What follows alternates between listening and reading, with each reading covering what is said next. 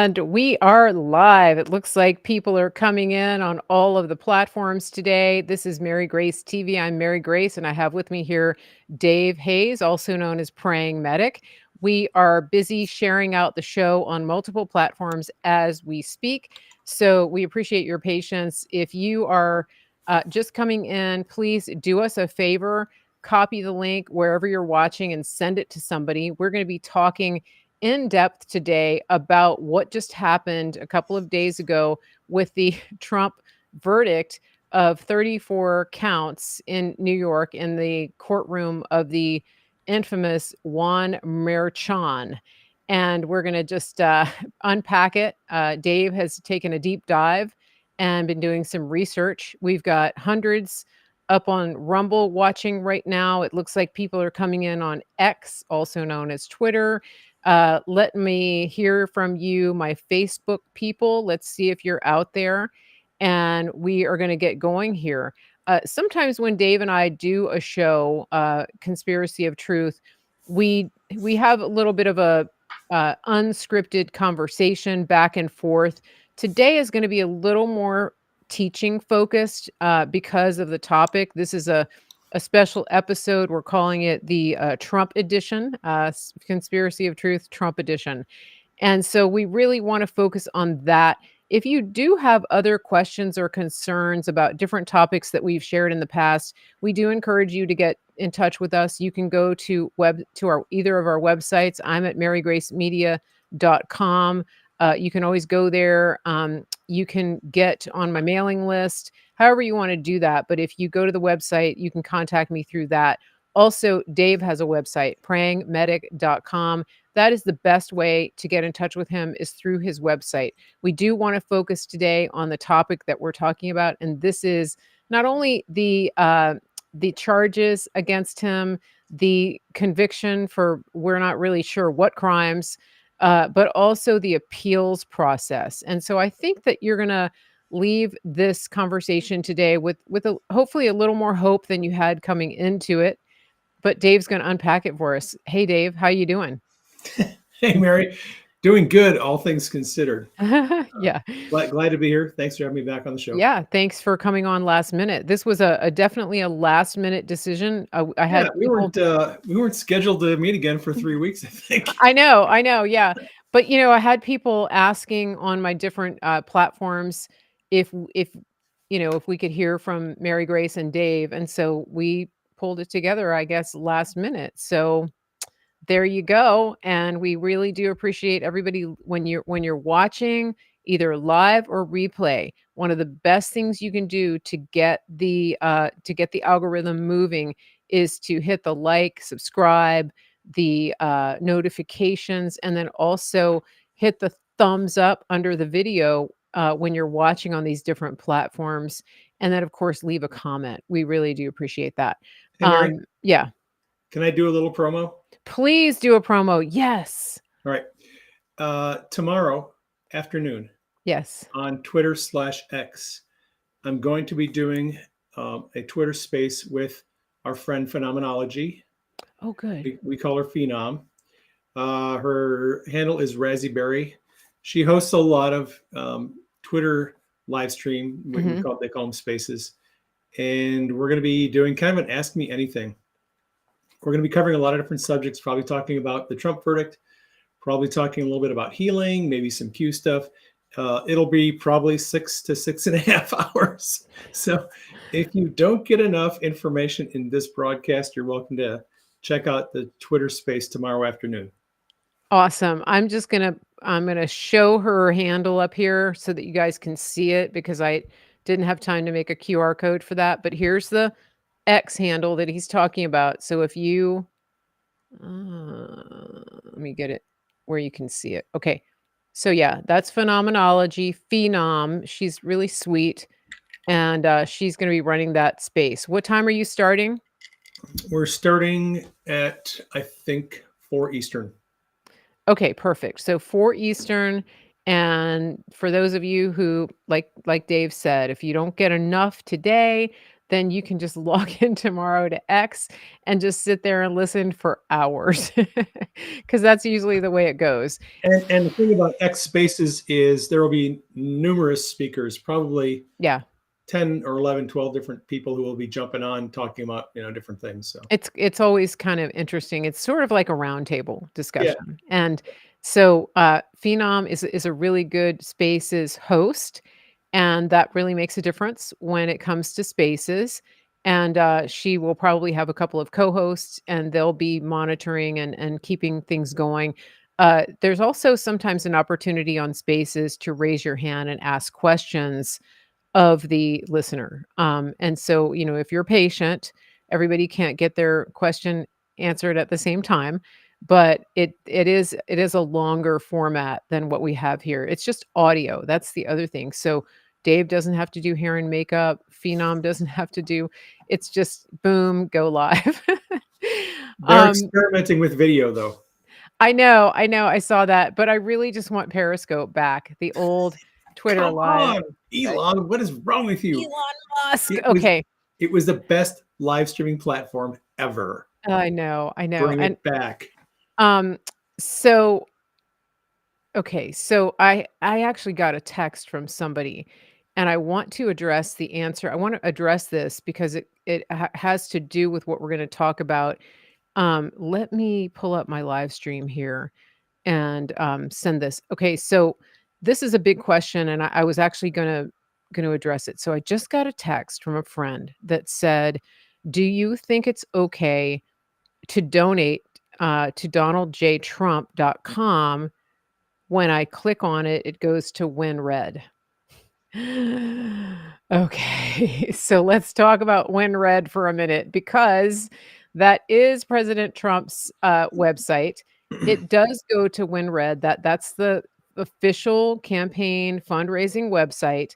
The only problem when you go to WinRed and sign up and put in your phone number is that they will text you relentlessly until the day you die.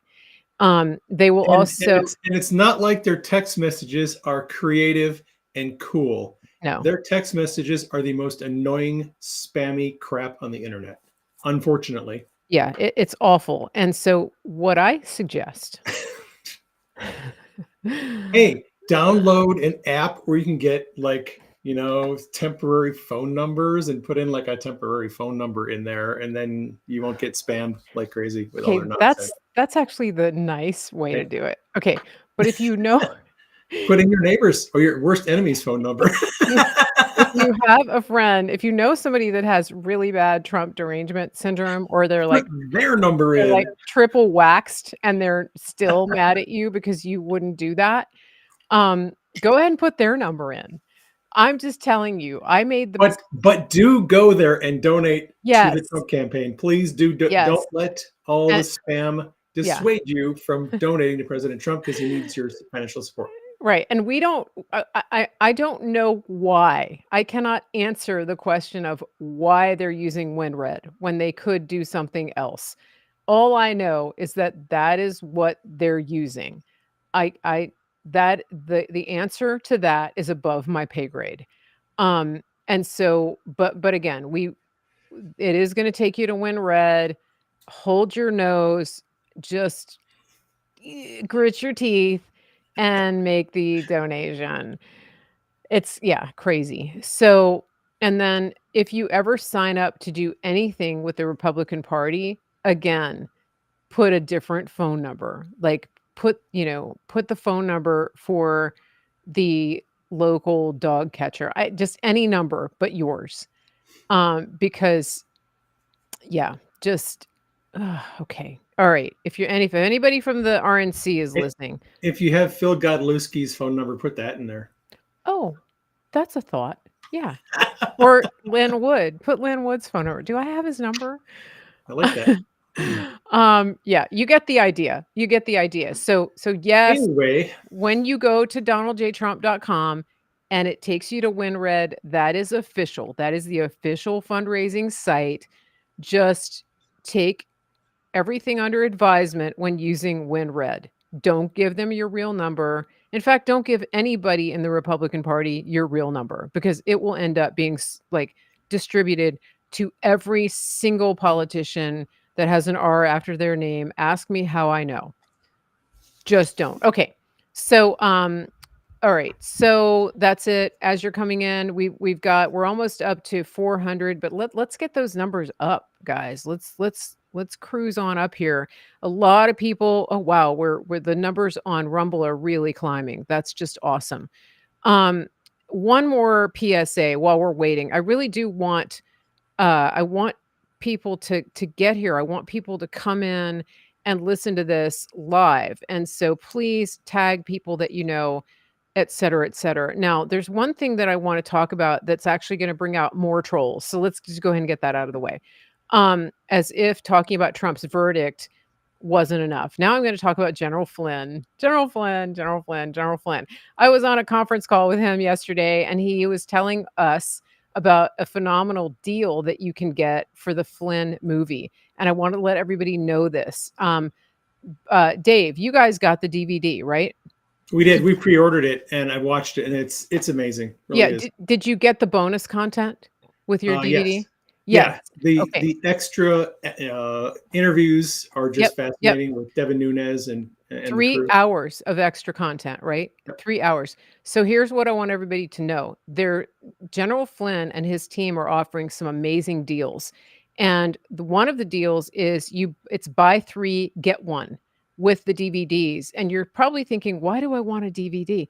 Well, guys, there may not be any internet, but if there is, even if there is, having the DVD gives you the extra bonus content. When you order the DVD, you also get a code to download. So you're actually getting both. You're getting access to the download, you're getting the actual physical DVD plus the 3 hours of bonus content.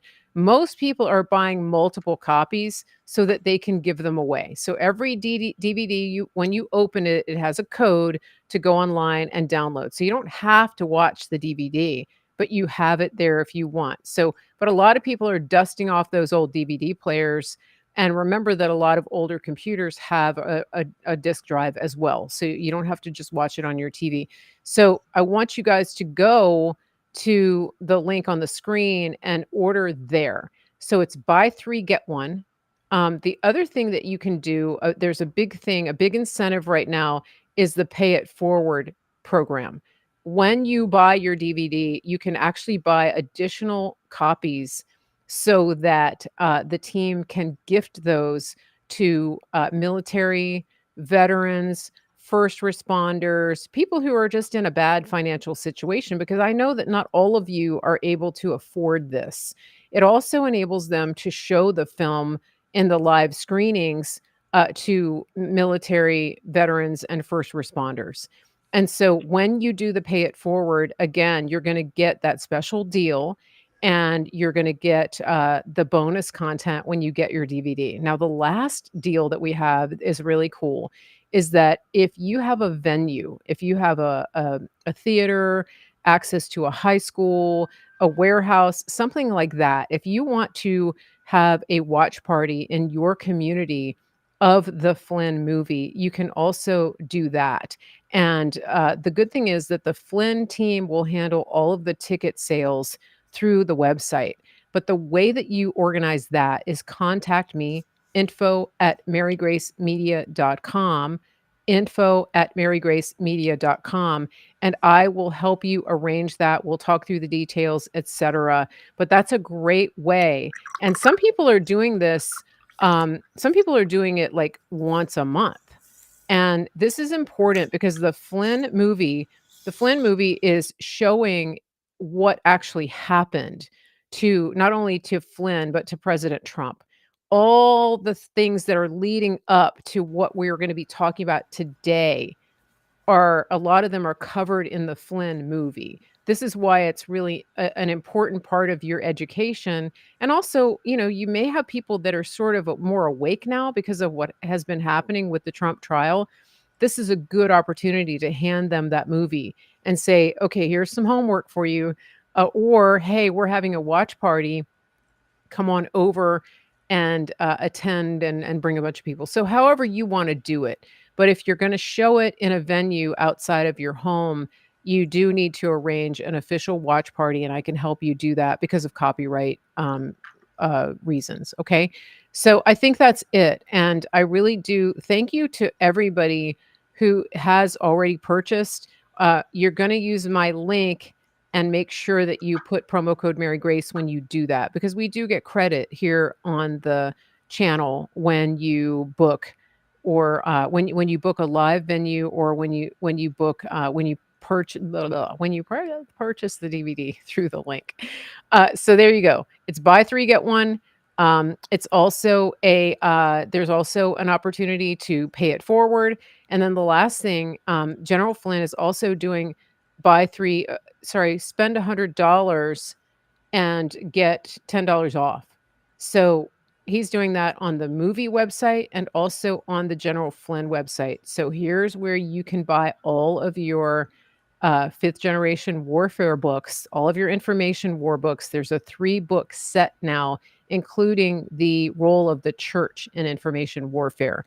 If you go to General Flynn's website, you can get the same deal over there. Promo code Mary Grace. Okay, so that's it for promos now.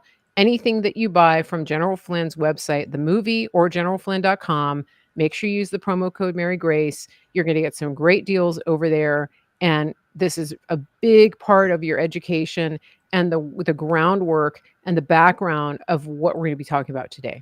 Okay? So, anything you want to add to that, Dave? Nope. Okay, so let's go.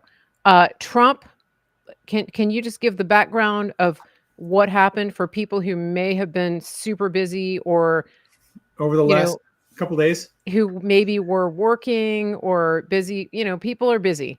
And so everybody knows that something big happened, but let's just lay it out. Okay? Let's lay it out.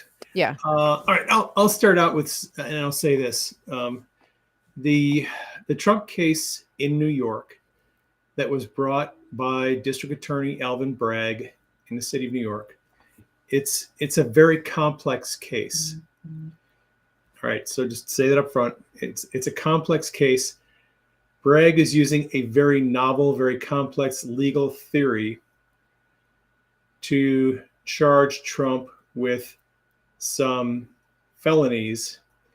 And suffice it to say, for now, many conservative and a lot of liberal legal scholars are astounded that Bragg would have the audacity to try to bring a case like this to trial. Because it's just so crazy the way that they did it. So that's the kind of the upfront. It's a crazy case. It's a bit weird, very unusual, and I'm going to try to briefly and succinctly explain all the craziness and all the insanity for non-lawyers. I've been listening to lawyers hash this thing out for the last 2 days. And I think I have a pretty good understanding of what happened and what should have happened and what didn't happen. So the case goes all the way back to 2016, before President Trump was president. And it actually goes back 10 years before that, when Stormy Daniels, the porn star, began to make allegations that she had an affair with Donald Trump. Now, Stormy Daniels and Donald Trump have both said at different times the affair never happened. Stormy Daniels has said in writing the affair never happened. All right. That said, okay, that's not actually material to what we're going to talk about, other than there's a whole lot of people who like to throw red meat out there and make that a big thing. And just wanted to let you know, from a factual standpoint, Stormy Daniels has recanted her claim that she had an affair with Trump. And yet here we are. Yeah. So what happened in 2016 is, let's see, there's a couple of key incidents that I think are important to understand. Michael Cohen, who was an attorney for Trump, And according to Trump, he was just an attorney. He was one of the many attorneys that Trump had hired. He had attorneys on staff for various things, for the business, personal attorneys, and different reasons to have attorneys on either on retainer or on staff. So Cohen, let's see, Cohen received from Stormy Daniels a threat after Trump announced that he was going to run for president. Stormy Daniels thought, hey, this is an opportunity for me to make a bunch of money. I can go to the press or I can go to Trump and I can say, hey, you had an affair with me. And if you want me to shut my mouth and not say anything, you're going to have to give me some money. And this happens all the time. It's a very, very common occurrence with celebrities, whether it's athletes, members of Congress actually have a fund that they can use money from this fund to pay off and silence people who make claims about them regarding sexual abuse or affairs or anything that would ruin their reputation. There's actually a hush money fund for members of Congress. This is a well-known thing. It happens all the time. And a lot of these claims are false. A lot of these people who are gold diggers, they're just looking for some money. They bring false claims against wealthy, famous people in order to extort money from them. And there's a practice in celebritydom that is called catch and kill. What they do is they have pretty much just decided we have a policy that we're due now. Whenever one of these people comes up and says, you had an affair with me, you did this, you did that, and I want money, they give the person some money. Yeah. They make them sign a non-disclosure agreement, which is a legally binding contract that they will not talk to anyone publicly about this allegation. It's not an admission of guilt. It's simply, I'm going to give you some money, shut up and go away, leave me alone. And it's a common practice in, like I said, among celebrities, politicians. It happens all the time. Yep. So it was not unexpected that this would actually happen to Trump. It happened. Stormy Daniels got a hold of Cohen. Cohen was Trump's attorney. According to his own testimony, Michael Cohen took out a loan against his own property, his house. He took out a home equity loan and paid Stormy Daniels $130,000 of his own money. That's crazy. I mean, yes. And according to his own testimony, this was not at the request of Trump. Right. He did it himself. Yeah. All right. Now that's kind of where this whole thing starts. And this is in 2016. Okay. Like I said, before the election, 2016 election. Yeah. Cohen knew as an attorney, he could later go to Trump and say, oh, by the way, I did a catch and kill payment to Stormy Daniels. She was going to threaten to blow the whistle on some affair you had with her. I paid her money out of my own account. I need to be reimbursed for that. Right. So his plan was, I'm going to pay her money out of my own account. Later on, when it's convenient, I'll tell the boss about it and he'll reimburse me. Right. That's how this thing was set up. Now, the problem is that Trump was campaigning for president, and where this starts to become an issue that becomes potentially a legal issue is the question of, was this money paid to Stormy Daniels a campaign expense? Because it was done by Stormy Daniels as a way to extort money from Trump because he was campaigning.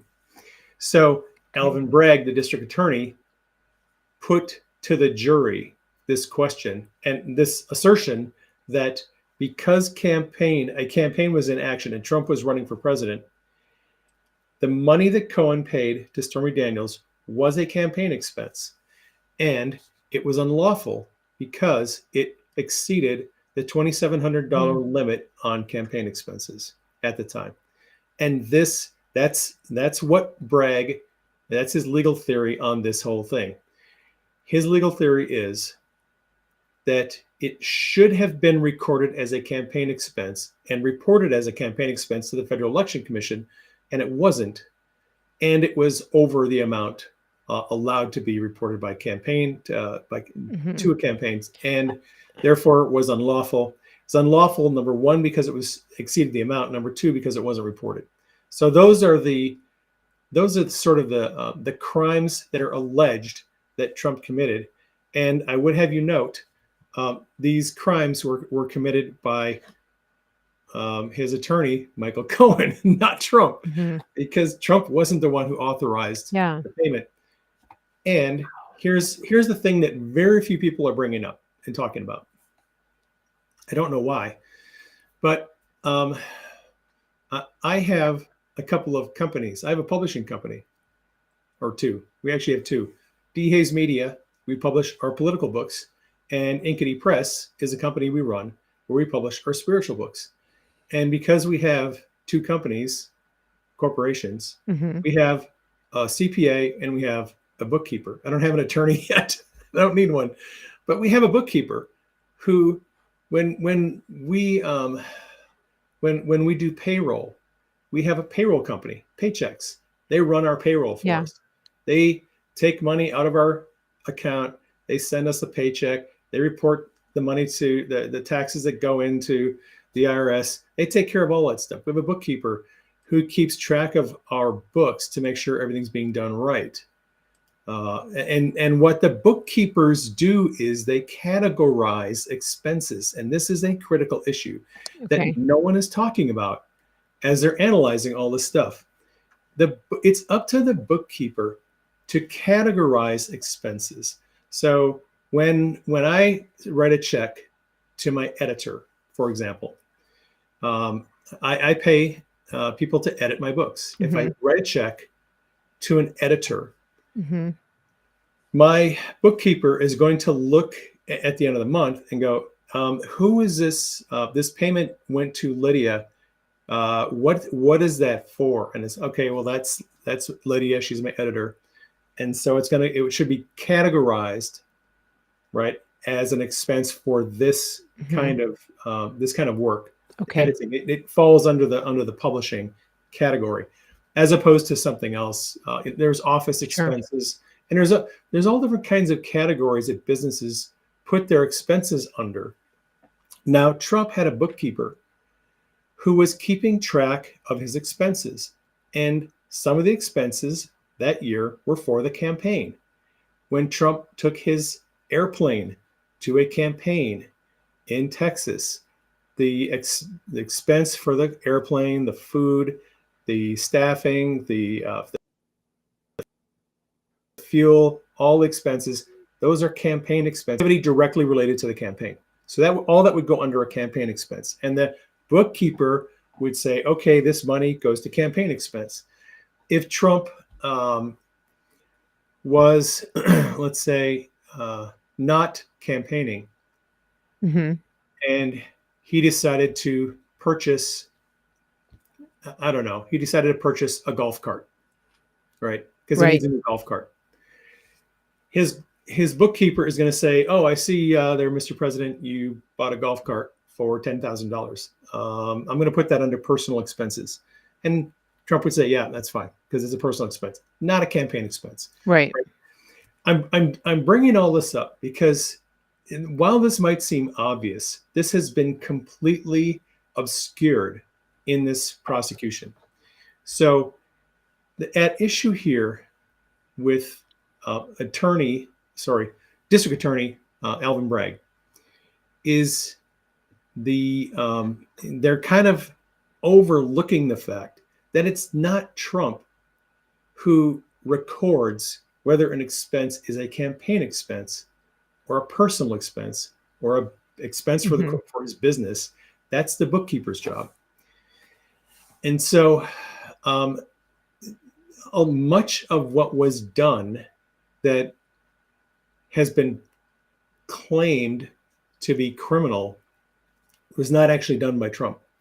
First of all, payment to Stormy Daniels was not done by Trump. It was done by Michael Cohen. And in fact, With his own money. with his own money. And Cohen pleaded guilty to a federal election campaign violation years ago for that exact thing.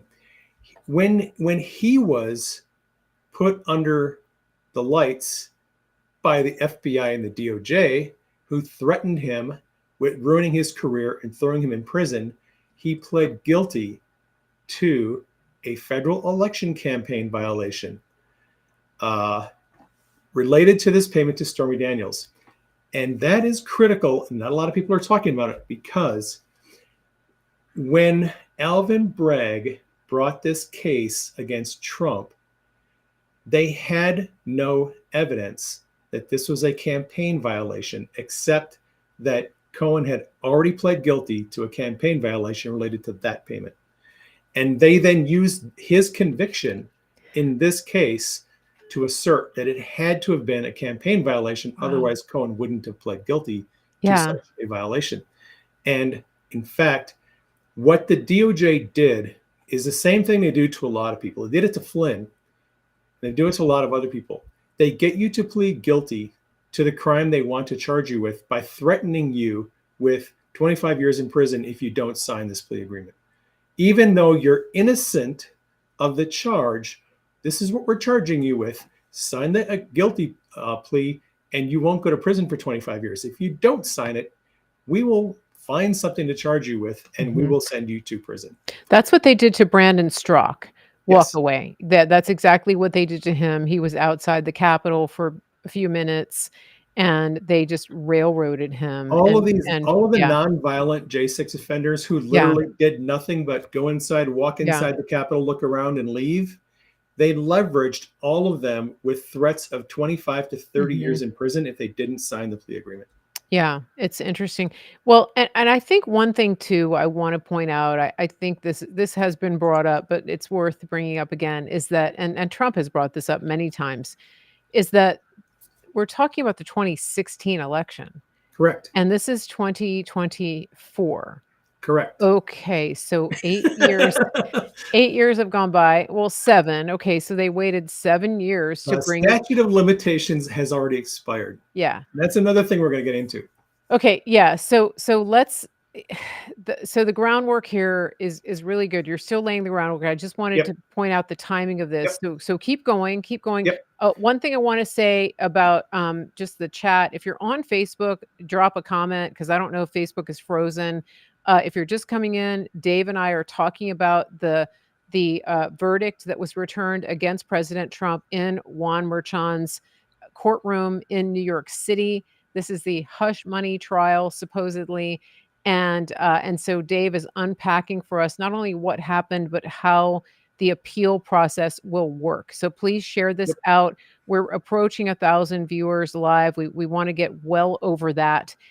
Whatever platform you're on, please leave a comment, interact in the chat. It helps to make sure that it gets pushed up and other people can see it. So thanks everybody for that. Here we go. What's next? So let's just address statute of limitations. Okay. So in the state of New York, because this is a state of New York case, the state crime that Trump is charged with has a very short statute of limitations. I think it's 1 year. It might be 2 years. Wow. It's a very short statute of limitation, the state crime, and it's a misdemeanor. So the statute of limitations had already expired on this case. They could not bring this case. And as a misdemeanor, there is a longer statute of limitation if you charge it as a felony. And the only way you can charge it as a felony is if you claim that this unlawful act was done in furtherance of a conspiracy or to cover up some other crime. In that case, it would raise the level to a felony, and the statute of limitations is longer. I think it might be 10 years. Oh. So what they did was they had to take a misdemeanor and make it a felony by claiming that there were two crimes committed. One was a separate crime, And then the next crime was committed to cover up the first one. So that gets to the point of this unusual legal theory that Alvin Bragg was trying to bring in this case. Now, Okay.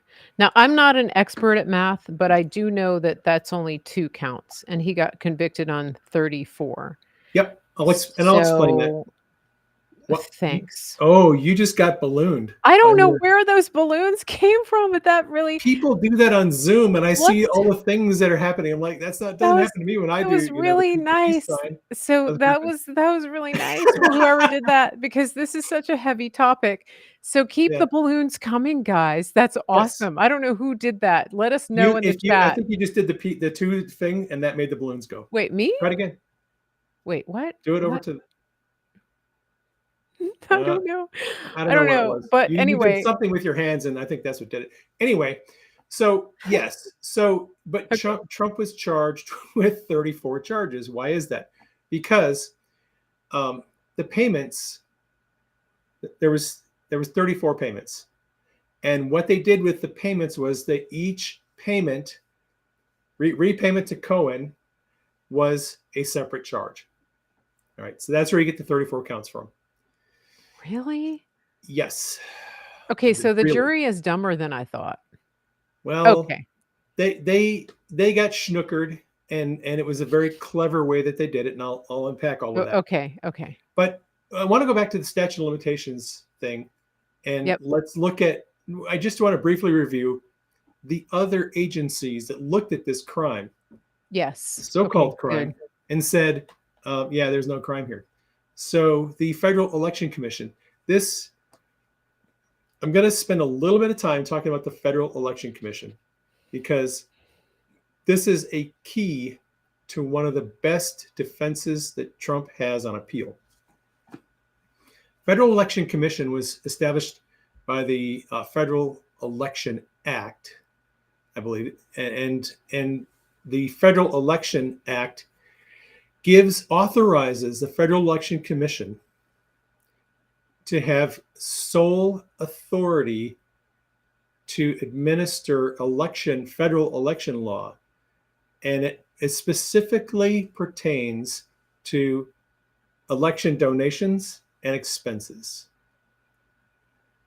And there is a statement in the Federal Election Act that says the FEC has exclusive authority over federal elections that supersedes and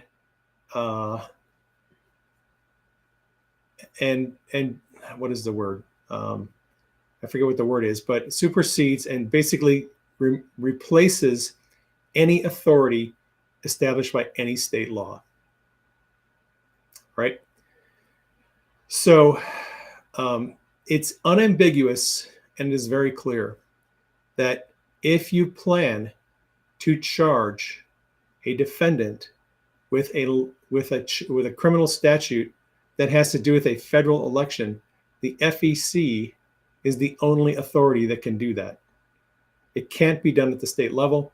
The federal government has taken away authority from states to prosecute or investigate federal election law crimes. So Alvin Bragg doesn't even have the jurisdiction. Like he is, Doesn't have the jurisdiction to do this. and yet Merchan let it go through. Okay. Correct. So the FEC looked at this complaint and determined there was no violation of a federal election law. Okay. Right. And Brad Smith, I believe, who's the former FEC commissioner, he was going to testify on Trump's behalf and explain federal election law and explain why there was no violation of federal election law and how there was no requirement to report because there wasn't a donation regarding this particular transaction. And the judge wouldn't let him testify. Why? Because if they would have let Brad testify, his testimony would have completely destroyed their case. He would have explained to the jury in very clear terms what is considered a campaign donation or expense and what is not. And he would have explained this money that was paid to Stormy Daniels could not be considered a campaign expense or donation because of the way that FEC laws are written. And I'm going to explain that real quickly. Okay.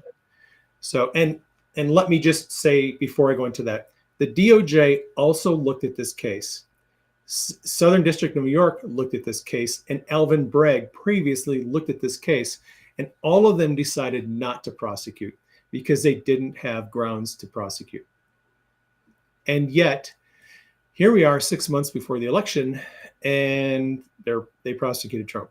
Anyway, so real quick, I'm going to explain what Brad Smith said on Twitter yesterday in 2 threads that he did on Twitter. I tweeted him out. If you go to my Twitter timeline, you can find him. If you go to my Telegram, I grabbed the thread reader links and put them in my Telegram news channel. Brad so you Smith. can go through and you can read everything that he lays out very clearly why the payments to Stormy Daniels could not be considered a campaign expense or donation, and why in the second thread there was no obligation to report those expenses. And that's the other thing, because Bragg has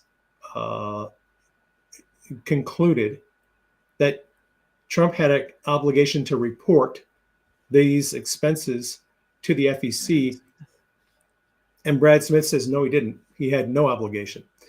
So real quickly, yeah, there you go. There he is. There he is. Okay. Actually, Don Jr. just tweeted out his threads too. Oh, perfect. Okay, I just followed him. That's great. Yeah. Okay. So I'll just be as succinct as I can on these issues.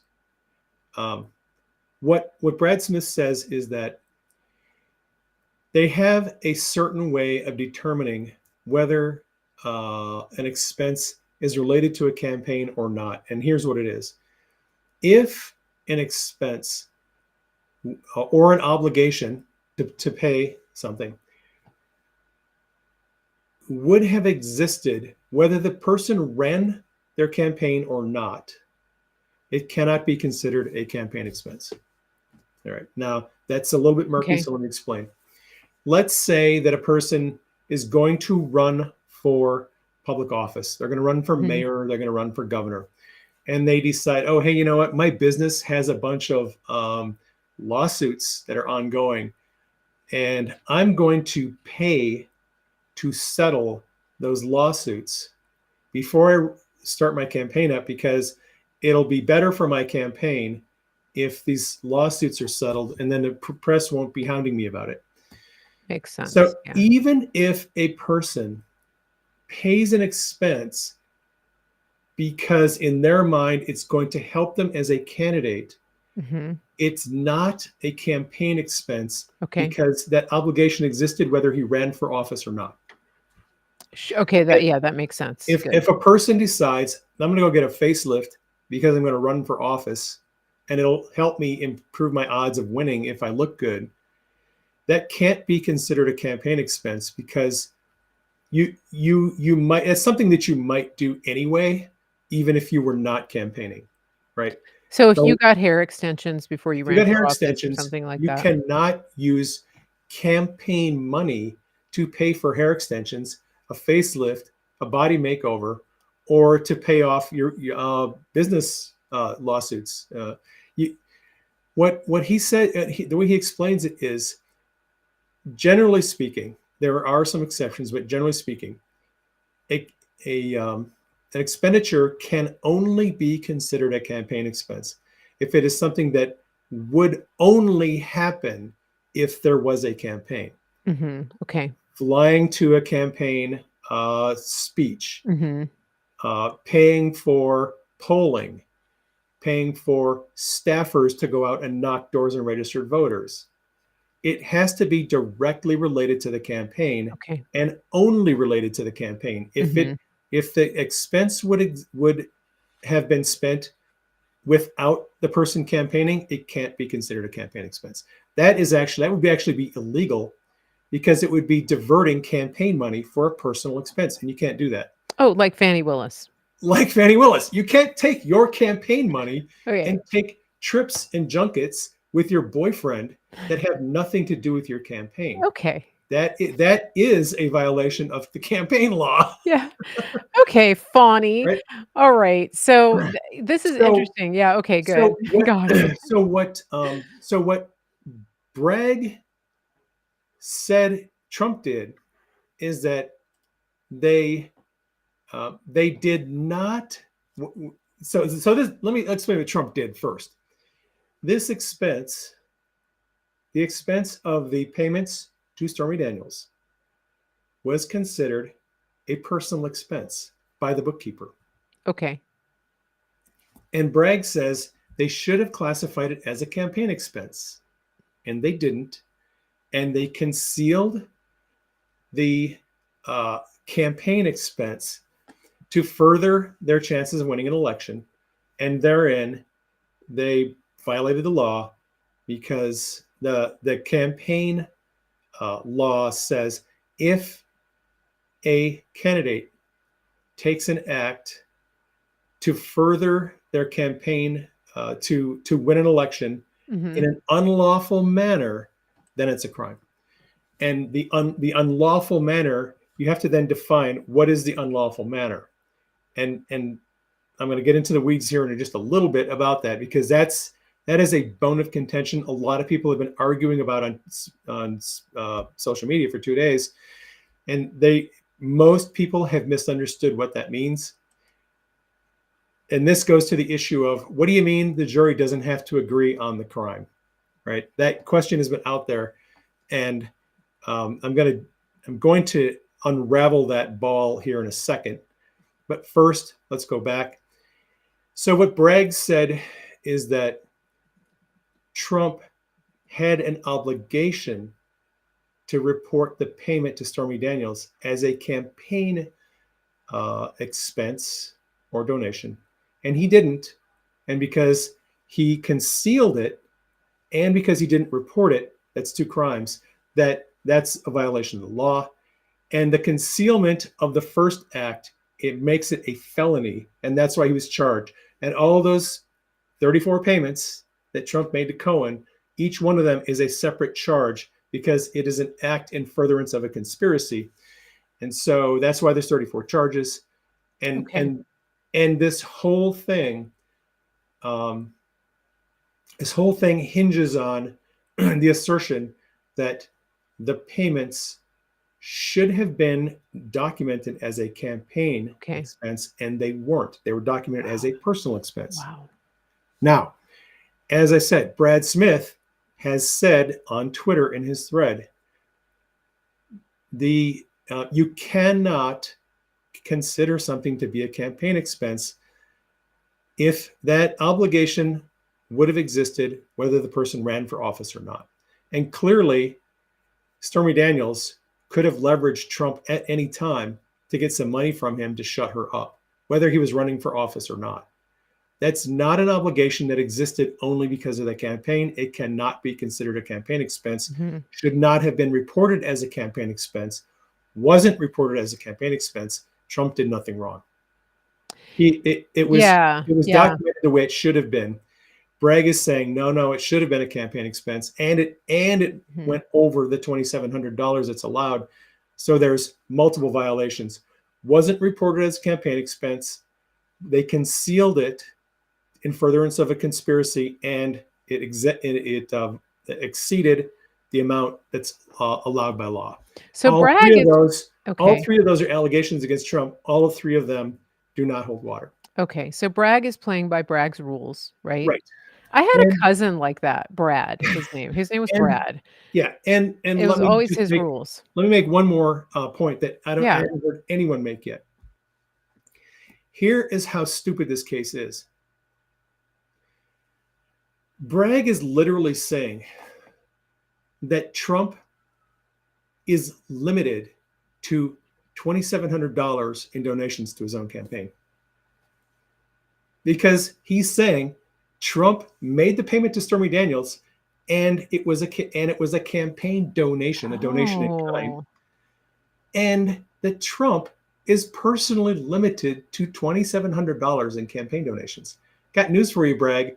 Trump personally donated more than $50 million to his own campaign in 2016. I think that's the candidate can donate as much they can spend as much as they want. They can spend as much as they want. They can The, the, self-fund their whole campaign. the fact that this is they're claiming that Trump donated too much to his own campaign, Yeah. like how does that even make sense? It's so That's how interesting. crazy. That's how crazy this thing is. And this is where, like, the leftists have been trolling my social media, and, they're just so happy to be calling Trump a felon and 34 times convicted felon, etcetera, but when you Yes. ask them, what are the all of the federal statutes that he supposedly violated, please list them, Yes. they can't, right? Because it's 34 counts of something that was actually legal that Right. Bragg has decided is illegal because it's Trump who did it. Because it's Trump who did it. Now, Okay, I want okay. to go back to one issue I said previously Yeah, regarding the FEC. So, the Federal Election Commission, their charter is to prosecute, to administer, and if there are violations of the law, to then assist in the prosecution of uh, violations of the laws governing donations and okay, expenses. And the word I was looking for earlier is preempt. So, in the congressional act that establishes the Federal Election Commission, it says that the FEC, their charter, is it supersedes and preempts all state laws. All. So it is unlawful for a state court to try to bring charges against a defendant regarding a federal election. They can't do it. wow. And that's probably the biggest problem that Bragg has, and probably the strongest argument in the appeal that Trump is going to file, is this case should never have been brought at the state level. The state doesn't have authority. And let me give you the legal theory behind that. So what they did, and there's a lot of there's a lot of issues that are going to be raised on appeal. Okay. Trump has multiple legitimate Mhm. claims for appeal. Isn't this similar to what happened in Georgia with Fonnie Willis, that she was Yes, bringing fe but it's way bigger. It's yeah, way bigger. yeah. This is way bigger Okay. because first of all, um, I'm going to talk about one of the grounds for appeal that Trump has, and that is um, it's the it's due process. So in the Constitution, there is a clause that states that the accused has a right to due process. They have a right to notice, uh, to be notified of the charge, and have a right to respond to the charges in a court of law. Okay. That's notice and respond. And so, what the prosecution has to do is they have to tell Trump or the defendant, here is what you're being charged with. Here is how we think you violated the law. These are the elements of the criminal act that you took. They have to explain to the jury what those elements are, and they have to explain to the jury how the defendant acted in an unlawful way. They have to give them the statute, and then the defense has to have an opportunity to respond to the charges and make a defense and present evidence, present testimony to to refute or rebut those claims. Trump did not have that opportunity because when Bragg was bringing his case, they never actually stated until the closing arguments what they were claiming the law was that Okay. Trump violated. They did not say up front what statute Trump violated until the closing arguments. So in this case, Trump had to put on his defense first, not even knowing what he was being charged with. This is straight out of Alexander Solzhenitsyn, the Gulag. I feel like this is like It's it this is like is the Cliff Notes for the Gulag Archipelago. it's insane what they did. So Uh, what they did was it's crazy. they hinted around Yeah. and suggested and created a whole lot of hype about this novel legal theory, but they never actually came right out Mhm. and told Trump or his attorneys or the jury Wow. what crimes they believe that he committed until closing arguments. And in instruction to the jury, they then made clear, Merchant then made clear, this is what we need you to consider as you do your deliberation. And what they gave the jury was the jury instruction basically came down to that the claim that Trump was guilty of a conspiracy, right? And so conspiracy is an act by two or more people to commit a crime. That's a conspiracy. Conspiracy is a felony, not a theory, by the way. So I the don't want that on a hat. I know Conspiracy is conspiracy a is a felony. felony, not a theory. It's not a theory. So good. So Trump was charged with conspiracy, right? And what is a conspiracy statute? The conspiracy statute comes down to this issue of two or more people took overt acts in furtherance of a plot to commit a crime. And so what Merchant told the jury was, you need to agree that a conspiracy, that Trump was involved in a conspiracy to Mhm. commit an act in furtherance of a crime.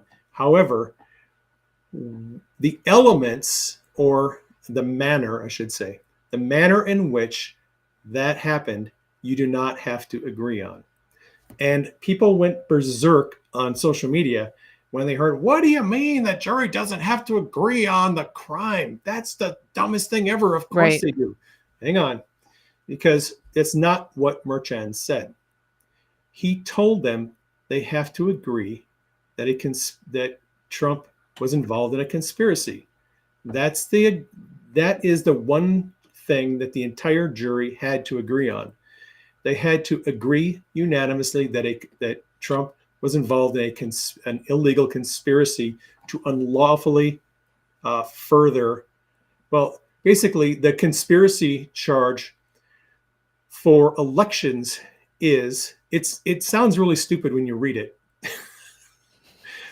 It literally, the conspiracy law for elections says committing an act that is intended to win an election or prevent someone from winning an election in an unlawful manner. Okay, that's it. That's the conspiracy statute. Wait, And so can you so say that again? Conspiracy? it is the commission of an act in an attempt to win an election or prevent someone from winning an election Okay. in an unlawful manner.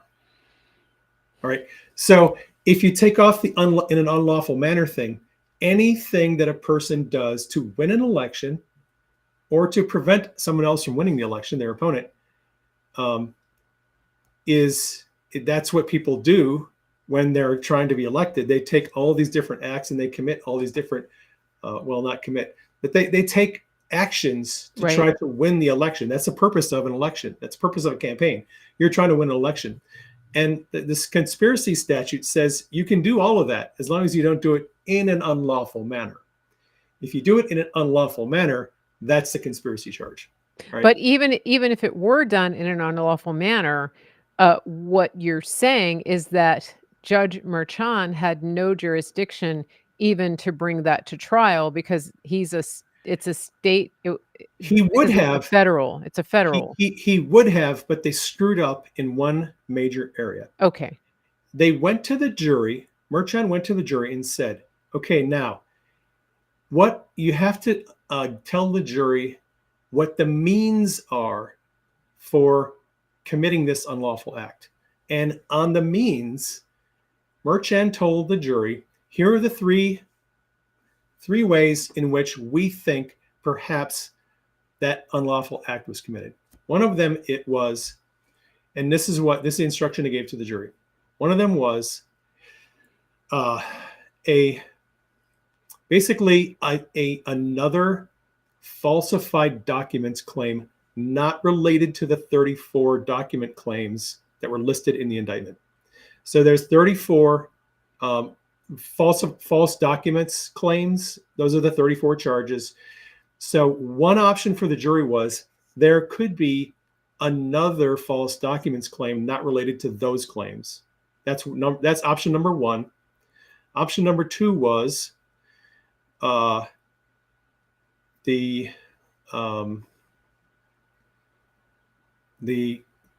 campaign donation or campaign expense violation.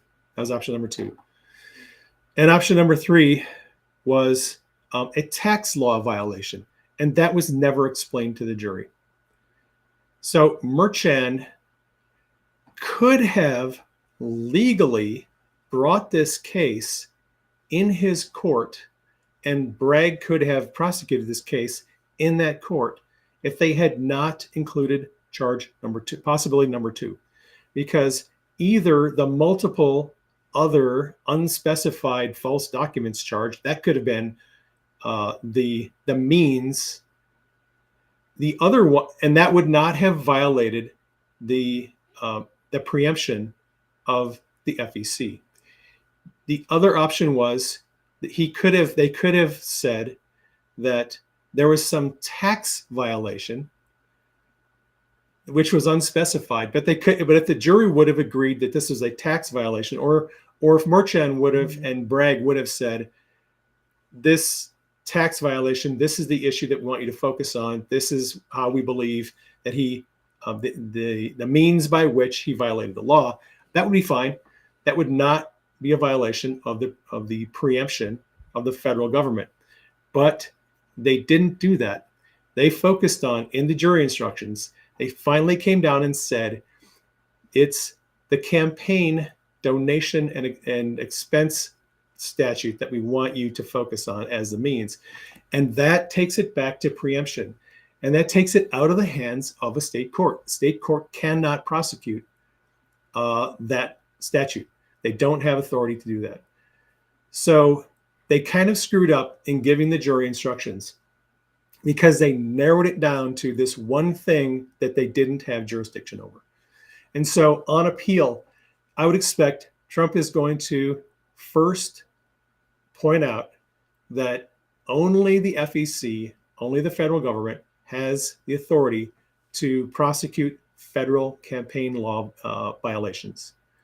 They screwed up. They shouldn't have done it the way they did it, but they did. The other thing is, the other I think claim that Trump will make on appeal is due process. So they never did get around to clearly stating that they were going after the campaign expense donation violation up front. They didn't say that. And Trump didn't really know, and his attorneys didn't know what charge they were supposed to be defending against. That wasn't stated until the very end.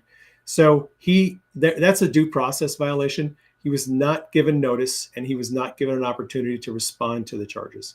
So I think he has a good case for due process appeal, and he has a good case on the preemption of the federal government.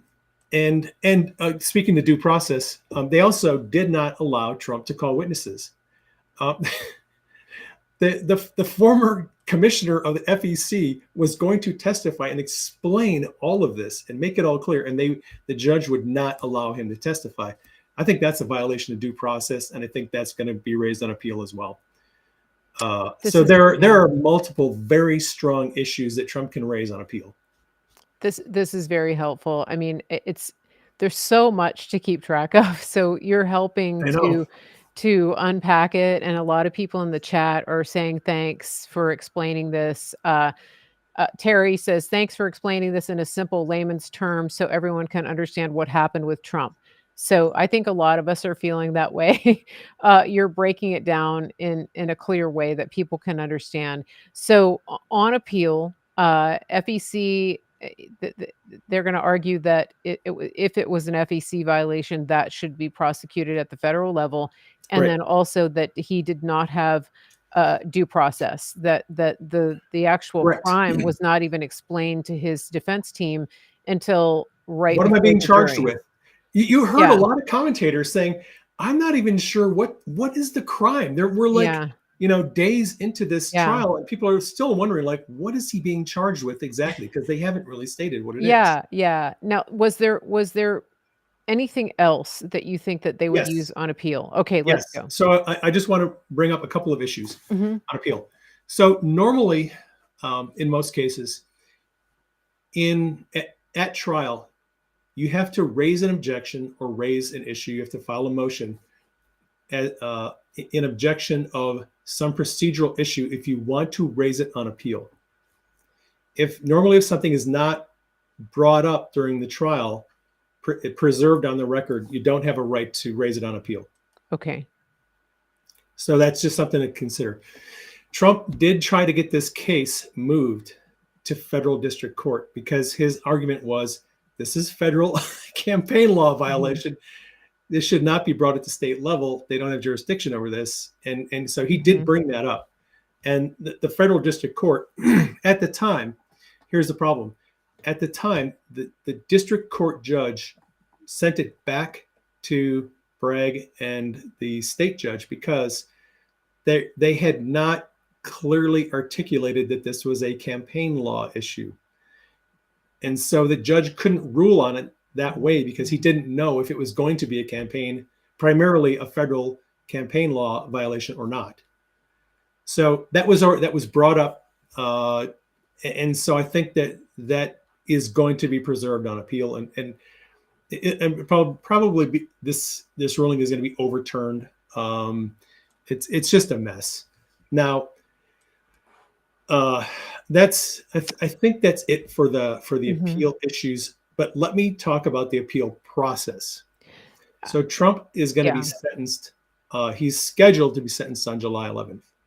okay. Can we hold Yep. on just a second? So we're just over an hour in. We have Break quite a time. few. Yes, we're gonna take a little break. We have quite a few people listening. Don't go away, people.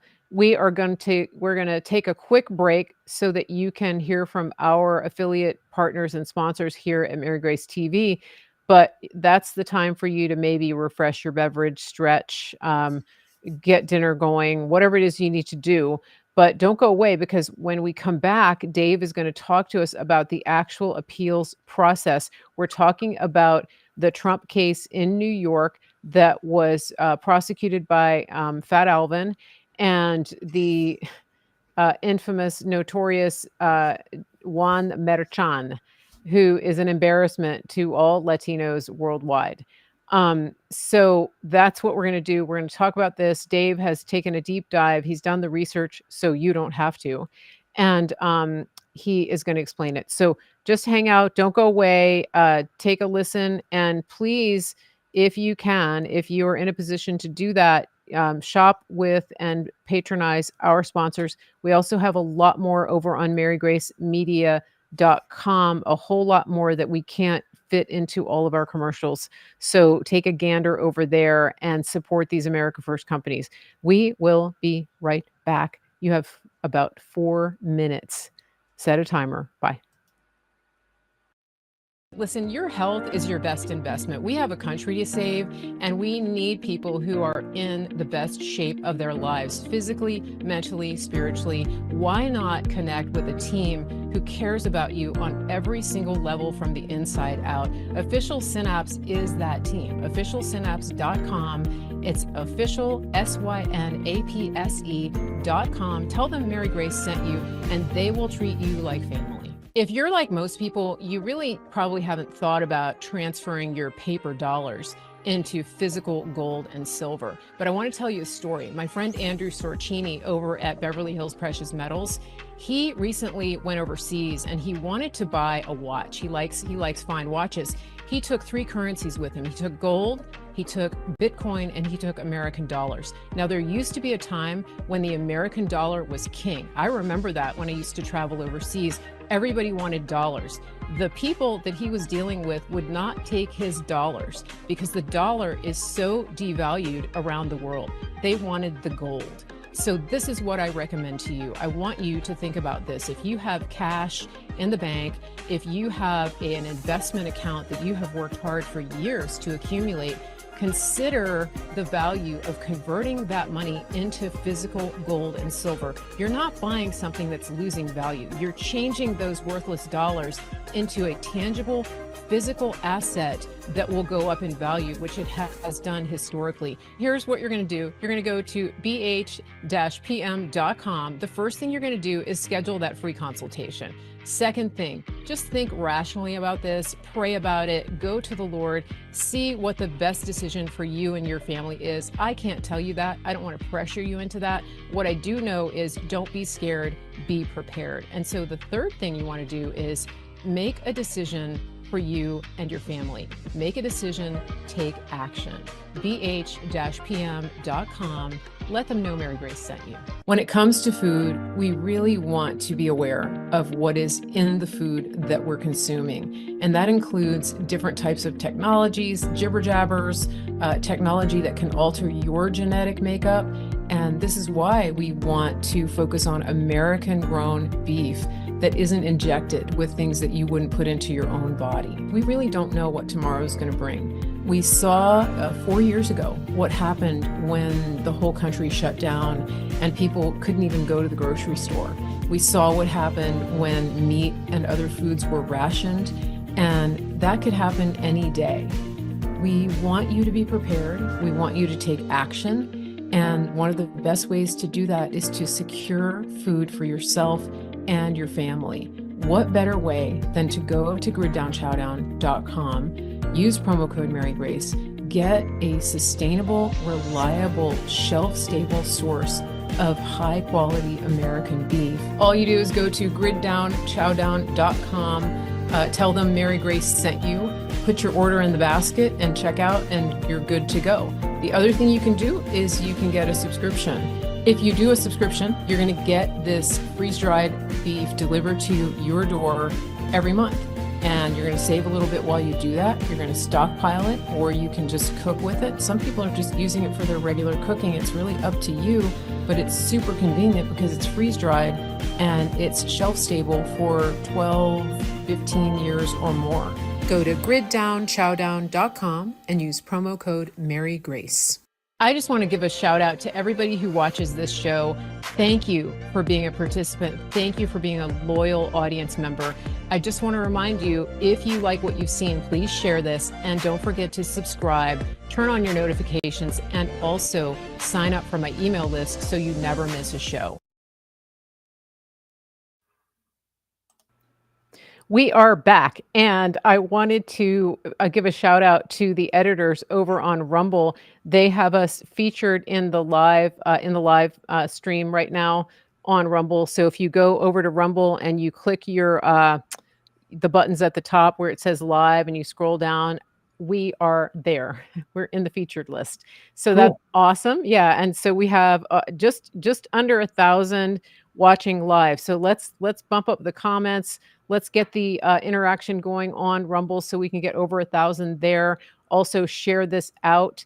And I want to make sure that I give love to my Facebook family. My Facebook audience has been incredibly loyal for a very long time. So I don't want to neglect you guys. And then, of course, we're growing over on X. Fantastic. Lots of people watching there. And then we have YouTube. We have some issues because YouTube has some relationship issues with us, but we're still there. And so if you are a YouTube fan, I do want to encourage you to make the switch and to get signed up on these other platforms just in case. And make sure you're on my mailing list. Go to marygracemedia.com, get on that mailing list so that you can get the emails. I sent one out earlier today to let people know that we would be on the show. You can't really count on them. Like I said, they've got issues. And so we're gonna do the best we can with them, but we're not trying to squeeze blood from a stone here. So we're just going to keep going on the other platforms that are giving us the love and helping us to get the word out there. Now, we're back. I've got Dave Hayes here, also known as Praying Medic. And Dave has done an incredible job of digging into what happened with the Trump trial that we got the verdict on just the other day in New York. The first half of the show, he explained basically the basis on which Trump and his team can appeal this 34 count uh, guilty verdict. And now he's going to dive into the appeals process and just what that would look like for Trump and his team. So please, if you have anybody who is in a place of confusion or misunderstanding or who actually believes that Trump is a felon, go ahead and just copy the link and send it to them. Tag them if you're on Facebook, tag them if you're on X, and say, hey, here's the facts about this case and what is going on and what we are probably going to see. And then, of course, the big question is Trump going to be in jail? Is he going to actually be behind bars? And if he does, I want the t-shirt, but I really hope he doesn't go behind bars. Okay, go. Yeah, well, that last issue is very important because there's a lot of people who are quite frightened and scared, Yeah. concerned that Trump is going to go to jail and he might be killed in jail. So Yeah. we're going to address that concern as well. This next section should be called sentencing and appeal. Okay. So before the appeal, there has to be sentencing. Trump's case is not considered final until he's been sentenced. So he's scheduled to be sentenced by Juan Merchan on July 11th. And interestingly enough, there is a growing number of members of Congress and people in the Republican Party who want to move the Republican convention. Right now, the convention is scheduled, I think, 4 days after his sentencing. They want to move the convention to July 4th and make Trump the nominee on July 4th before he's sentenced. So we'll see how that goes. Let's do it. Yeah. So the sentencing, he'll be sentenced on July 11th. The expectation for a normal average citizen in his situation with the charges that he's faced with, sentencing guideline would normally be 0 to 12 months, maybe 18 months at the outside of incarceration. And because he has no criminal history at all, no history of any kind of weird criminal behavior, he would probably not serve any time in jail. He would probably be given 6 months probation. For the average person who would be, Joe Blow, who would be convicted of this type of crime, it's a very low sentencing recommendation. And like I said, he would normally not serve any jail time. Just go on probation. Okay. Yourself and everything's good. Unless you're Trump. As we know, Trump is not the average person. Yeah. And there are several things to consider in looking at the sentencing of Trump. We have seen obvious perversion of the sentencing guidelines with respect to the January 6th defendants. People who literally walked into the Capitol, did nothing, touched no one, hurt no one, broke nothing, and these people are doing 10 to 15 years in the gulag. There has been a massive perversion of the sentencing on anyone connected to January 6th or Trump. So we've got that to consider.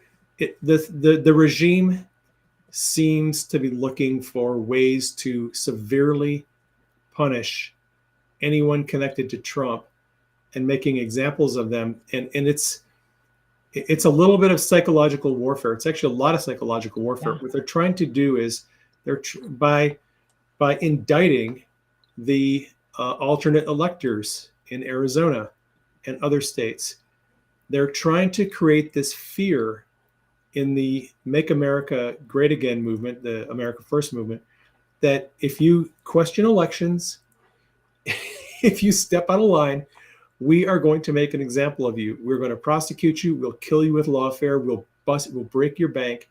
We'll put you in debt. We'll smear your name in the press. They're intentionally doing this to stop people from standing up, making statements, and trying to fight back against the system. Peter Navarro is spending time right now in prison because he would not bend the knee to the congressional sham J6 committee and come in for a testimony. He had a legitimate, and so did Bannon. Both of them had legitimate reasons not to respond to the subpoenas because they, as members of the Trump administration, and Trump exerted executive privilege to not disclose information to that committee. They disobeyed a subpoena, and because of that, now Bannon is going to be going on trial this week. And they're probably going to do the same thing to Bannon that they did to Navarro. They'll probably throw him in the gulag as another way to convince us, shut up, sit down, do not push back against the regime, or we'll put you in prison. So with that as the backdrop, They're doing it. They're trying again. They're coming after Flynn again too. He just I don't think this is privileged information. He was served with multiple subpoenas on Memorial Day. Like the one day that yeah, he's home with his family, the of process course, server shows up in his backyard when he's cooking steaks. And he's with his grandchildren, right? That's when they show up to give him subpoenas. And that's another reason, just speaking of the movie, when I said that there are licensing issues, he has to cross every T and dot every I. And so if you're going to show the Flynn movie outside of your home to a group, it's really important that you schedule a watch party because of that, because of taxes and all those crazy things they're trying to get him. So yeah. just want to throw that I in. was listening to Caroline Wren this morning. Yeah. She's with Kerry Lake's campaign. Okay. She said that the day that the verdict came out, she and Kerry and Kelly Ward and a lot of Republicans in Arizona were served subpoenas in a defamation case here. They're doing this intentionally. They're sending these people out and they're serving subpoenas and they're waging this lawfare at specific times for a purpose. It is to threaten, intimidate, harass, and to try to discourage and demoralize our side of the community. And so, like I said, with all that as a backdrop, what is the expectation of sentencing? Well, I dropped a little video this morning on Telegram and X, which is from The View, where one of the cackling hens on The View said that she talked to somebody from Alvin Bragg's office, and this guy said that the sentencing recommendation is going to be 1 year in prison in Rikers Island for Trump. How did they know this? How do they know? She said that she was leaked information from the DA's office that Bragg is going to ask the judge for 1 year in prison and 5 years probation. That's now, this is psychological warfare. So there's lawfare, which they wage against people to try to bankrupt you and intimidate and harass and take up all your time and tie you up. And then there's psychological warfare, where they leak information to certain people to put that out into the public to then further intimidate and harass and frighten us. Like wait a minute, they're going to put Trump in prison for a year, really, on Rikers Island? Mhm. Like, it's totally psychological warfare.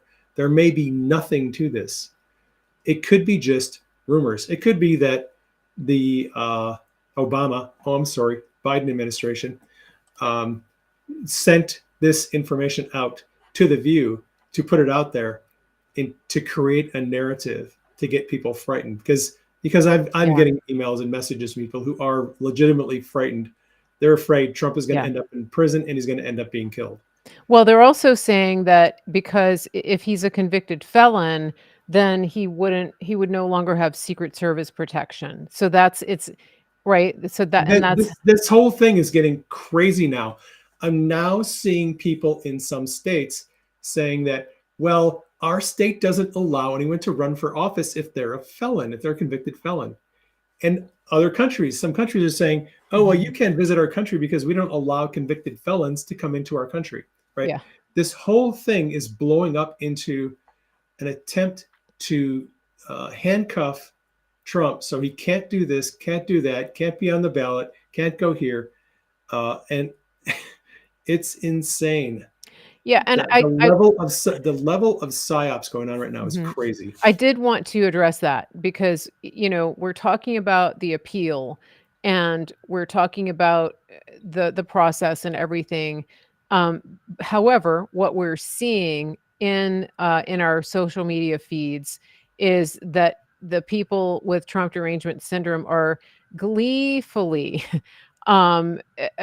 proclaiming him a felon, a rapist. I mean, all the Let they're him. just so happy, and this is where we really have to guard our minds and our hearts. Yep. Those people who come in and do that, for the most part, I'm not responding to them. I'm just blocking them, muting them, whatever it is, Yep. because they want to distract you and they also want to get into your psyche and have you be in a place of anxiety and worry about Trump. Because, Yep. I mean, it hurts. It hurts to hear him called those names. It really does.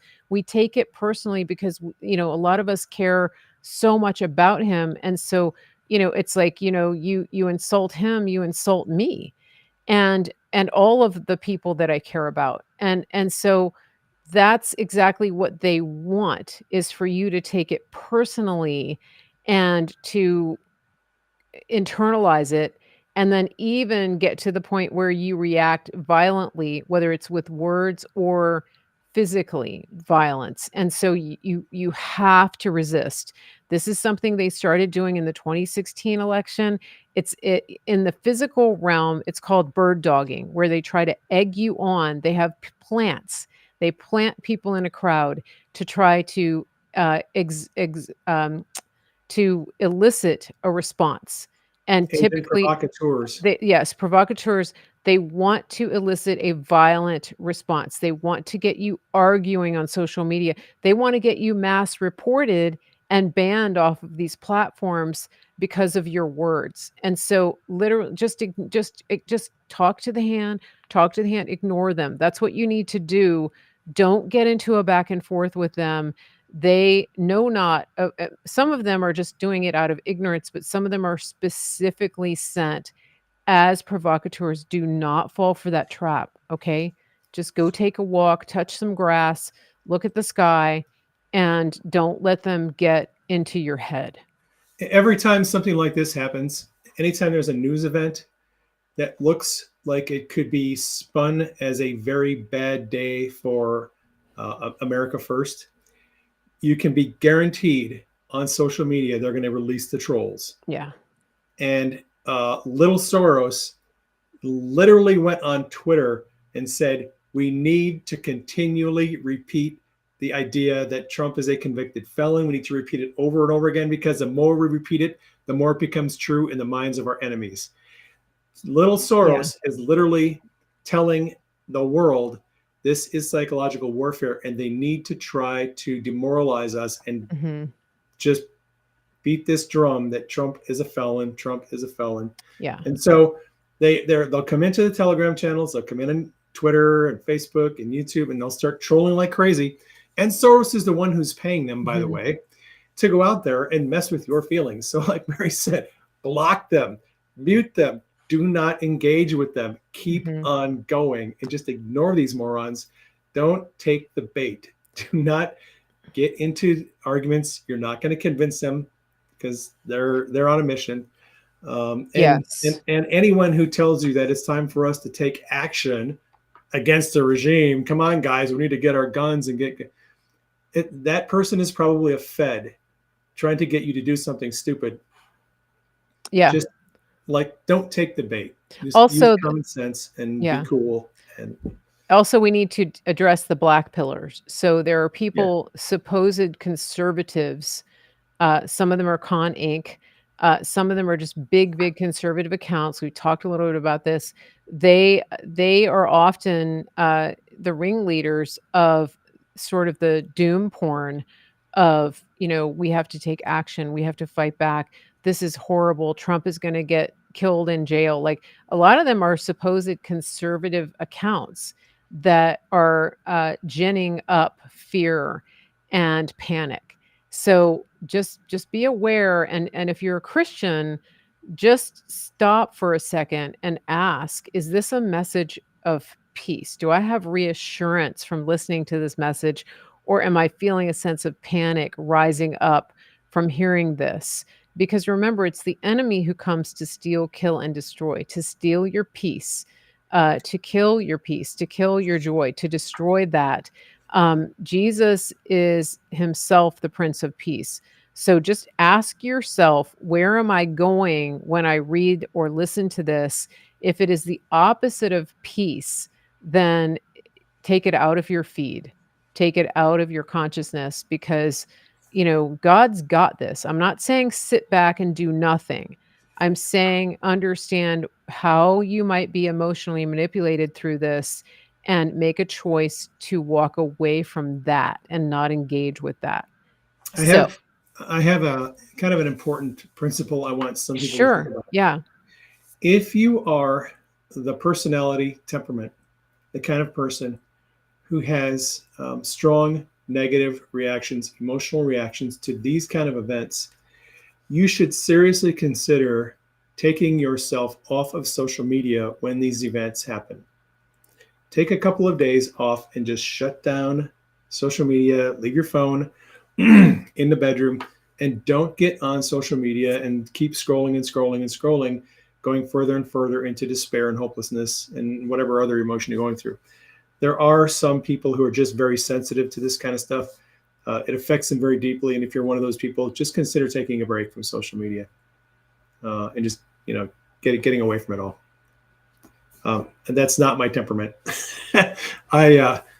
When this Yeah. kind of stuff happens, I engage because I can pretty well manage my emotions with stuff like this. So can we talk about Yes. the sentencing likelihood? If this were any other person except Trump, he would be getting probation, and this would be a nothing burger. However, it's Trump, and we've seen that the regime seems to want to punish bad children who don't, do what they want them to do. Is Trump going to be sentenced to prison time? I don't know. It's really difficult to gauge because on the one hand, it seems like if you just kind of look at the data points and look at the pattern, it looks like they're using very heavy sentencing to punish anyone who is an outspoken supporter of America First. And so you would think that Trump would probably be looking at a pretty stiff sentence. However, you can see some of the Democrats and the liberals and the establishment Republicans are looking at this going, this is not going the way we planned. I'm sure they thought if they indicted Trump, it might give someone like Ron DeSantis the ability to knock him off the ticket and take him out of the race. Didn't happen. And everything they do to Trump, I think they're hoping it's going to weaken his support and maybe disqualify him. And it doesn't do that. It just gives him more support. I guarantee you, if they sentence him to a year in prison and 5 years probation, Trump is going to raise $150 million off of that. Yeah. And he's going to go up 5 more points in the polls. Do they want that to happen? That's kind of the whole thing is like, they got to know if they do this, it's only going to make Trump more of a sympathetic character to the people who are kind of marginally on the fence. And Trump is getting more and more of those people on the fence sitters into his camp the more they do this. Yeah. So what do? They're kind of damned if they do and damned if they don't. I don't have a prediction as far as sentencing. However, there are some things that we know are going to happen. He's going to be sentenced, whether he's and what will happen is Merchan could try to put Trump in jail immediately and just get him behind bars.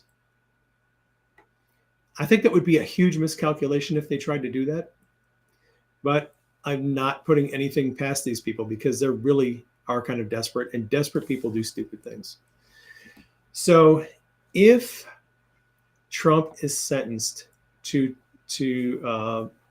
prison, there is this issue of appeal and a stay and the Secret Service.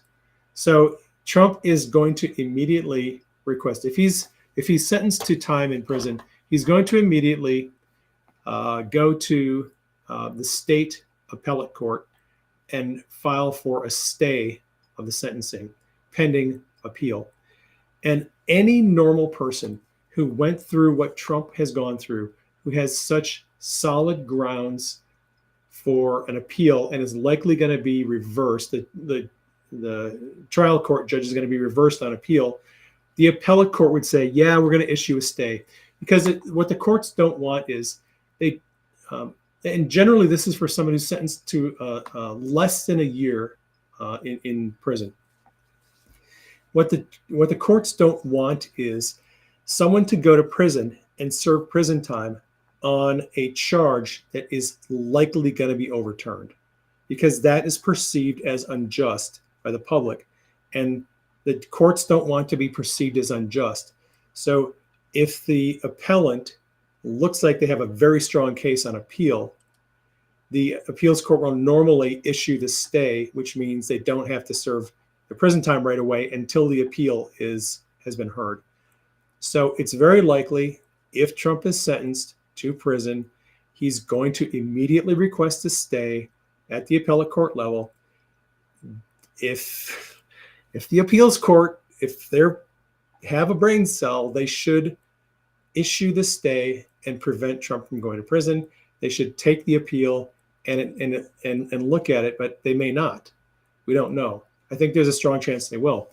If they don't, if the appellate court, if the state appellate court decides not to issue the stay and not to take the appeal, then Trump can go up the chain to the highest court in New York State before he goes to. He would actually, I think he'd have to go to the Second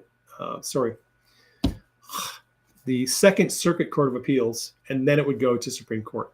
I think it's really unlikely this is going to end up at the Supreme Court. One of the lower courts, I'm sure, will issue a stay if he's sentenced to prison time, and probably take up the appeal. And do you think Trump would be out? He would not be incarcerated, and probably would. Right now, he's on his own reconnaissance. There isn't any bail or anything like that. But I understand what you're saying about, not wanting them to be jailed for something that they shouldn't be jailed for, but we're still dealing with so much corruption. So if we can't trust Merchan to do the right thing, how can we trust the appeals court to do the right thing? The New York appeals court is not going to look favorably on Trump. Okay. He's not liked by the judiciary in New York. They just don't like him. Okay. So then I'm not saying that it's a slam dunk. They're going to issue a stay and take the appeal. I'm not saying that at all. Okay. It may go to the Second Circuit Court. Okay. It may go that far. So on the issue of um, of Trump serving time in prison, that's not going to happen. And I'm not an attorney, I'm not a Okay. prosecutor, but the logistics that any prison would have to go through to incarcerate the presumptive presidential nominee for a major party and Mhm. likely the future president, you're talking about having the president of the United States in your prison. Mhm. And you would have to perhaps build a new prison just for him, because the security that you would have to go through, you'd have to clear out an entire floor. You'd have to provide 24/7 monitoring, security to ensure his safety. Secret Service is going to be there. Secret Service is going to be with Trump the rest of his life. And wherever he goes, whatever he Yeah. does, he's never going to be away from the Secret Service.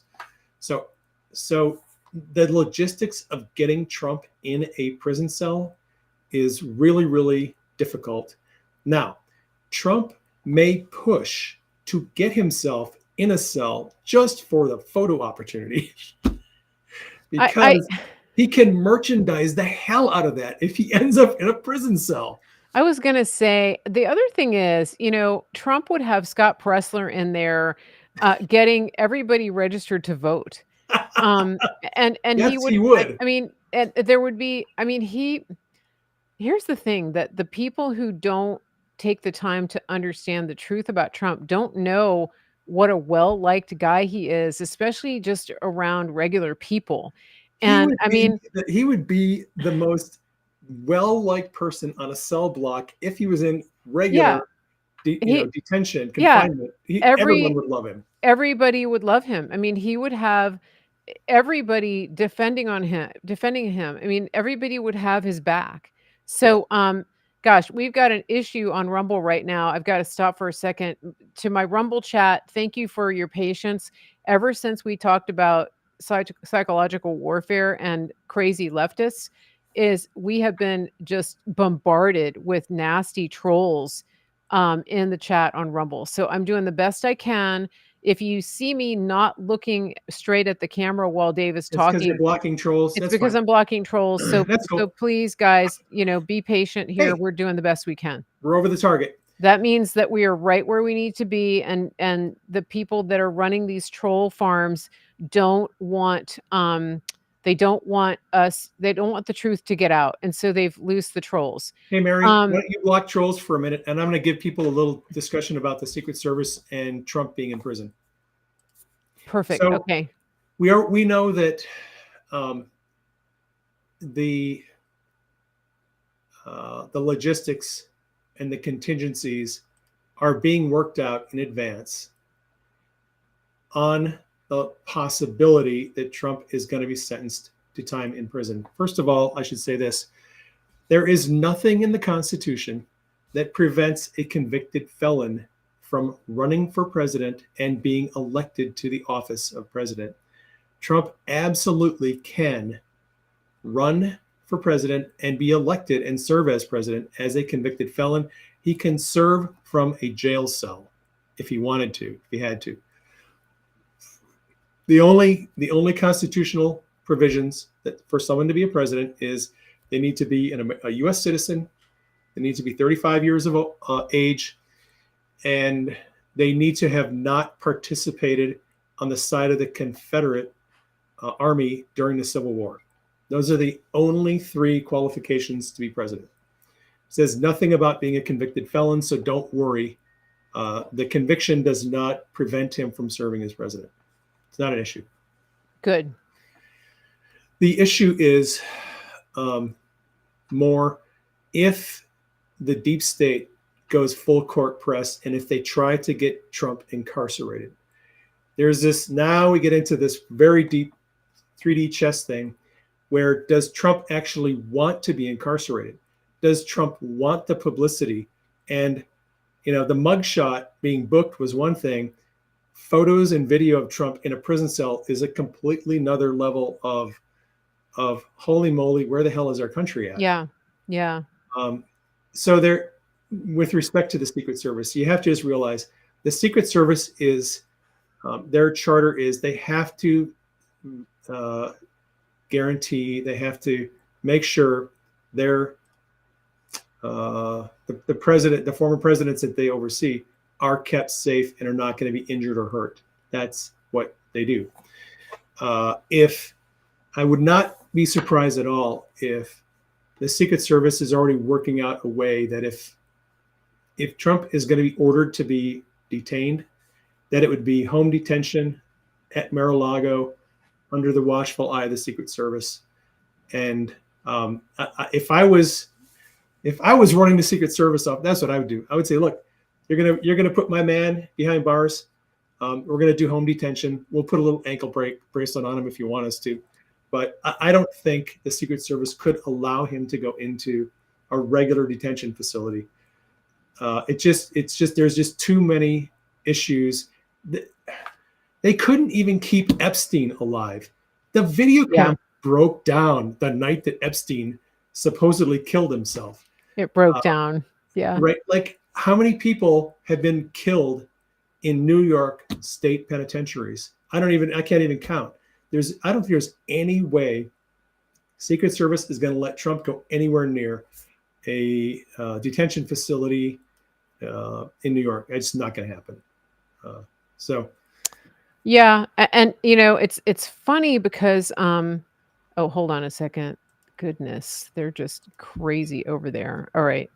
So, in the name of Jesus, all you trolls, get out of here. Just get out. There's absolute bot activity happening right now. I'm going to send this to support at Rumble. This is crazy. Okay. Wow. So the way forward is Trump is going to be sentenced on July 11th. We don't know what the sentence is going to be. If Merchan is ballsy enough to sentence Trump to incarceration, there's going to be a rumble between Secret Service and the New York Bureau of Prisons about what that's going to look like. There will be an appeal. There will be a motion for a stay of the sentencing. There's just a lot of legal process that has to go through.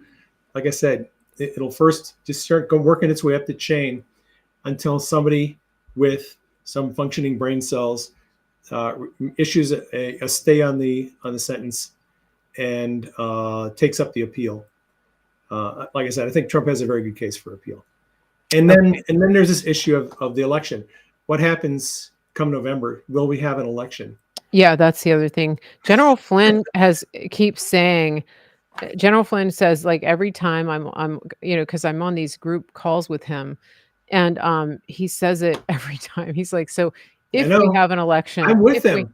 And every he's doing it on live streams too, so it's no secret that he's saying it, but he brings it up every time, and that's where, to me, it's like things get serious, right? Because it's like, okay, this is the guy who was the head of the national security apparatus. And like above all of them. So yes. I don't really take him to be a drama queen. I don't know. I mean, no, right? He's not. Yeah. If he's concerned, there's reason to be concerned. Yeah. And if he's crazy. Saying it publicly, there's even more reason to be concerned, because spooks like Flynn know how to keep their mouths shut about things they're not supposed to talk about. And, he doesn't shoot off his mouth carelessly. If he's talking about that he has a serious concern about the possibility of a black swan event that would preclude the election, I would take him seriously. And I've been on board 100% the whole way, because I'm very concerned. Look, and it's obvious. The deep state they're in an existential fight for their life. Ken Paxton, the Attorney General of Texas, said this morning in an interview with Bannon, and by the way, Ken Paxton probably has the inside track to be the next Attorney General of this country. If Trump is elected, I think Ken Paxton is in the lead for possibly being our next AG. That would be awesome. Paxton said in an interview with Bannon this morning, If he was Attorney General, he would burn the FBI to the ground and start over again and may not even need federal law enforcement. He said the FBI is too corrupt to be salvaged. It needs to be done away with, and we need to start over. I saw that. I saw So that. they are signaling to the deep state, we are coming after you. If you let us get back into the White House, we are going to destroy you. This is a zero-sum game. And the deep state knows that. They know if Trump gets in and he puts in Ken Paxton as AG, and if he puts in Flynn as FBI director or CIA director or any other high spot, which he probably will, it's over for them. They're all going to end up in prison. They're all going to end up jobless. It's over. So I expect the deep state to pull out all the stops between now and November. And I think one of the things that they're already planning, they've been planning for a while, is how do we prevent the election from happening? And there's a number of ways they can do it. And they could simply just taking down the internet throughout the country. You wouldn't have an election. They would just declare a national emergency and they could postpone the election. Power outage. They could attack the power grid down. Cyber attack on whatever infrastructure. There's many ways. They could signal the sleeper cells that are here in the country to start pulling off terrorist attacks, declare a national emergency. We're not going to have an election. We could go to war with China or Russia.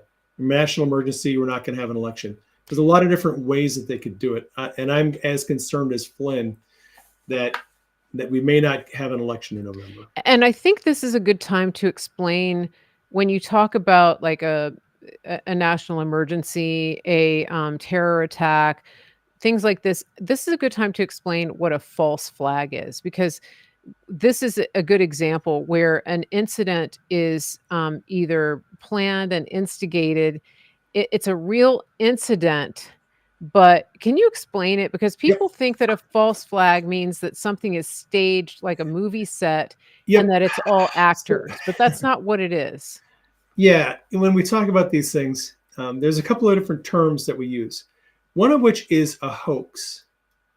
And a hoax is something that is reported to be a crime that was actually never really what it was purported to be, like Jesse Smollett.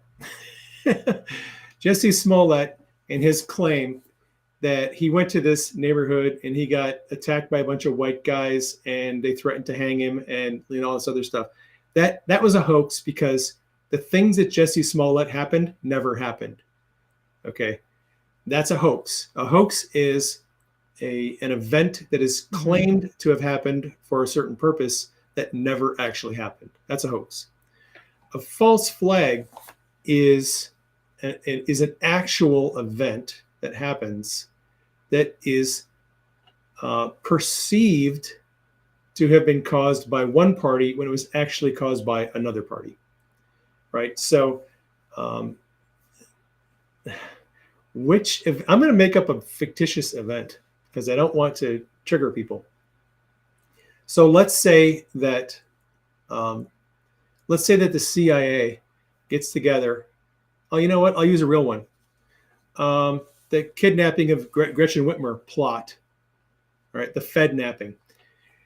What the FBI did was they took a dozen FBI agents and they recruited a bunch of people in Michigan in a plot to kidnap Gretchen Whitmer. The FBI designed the plan.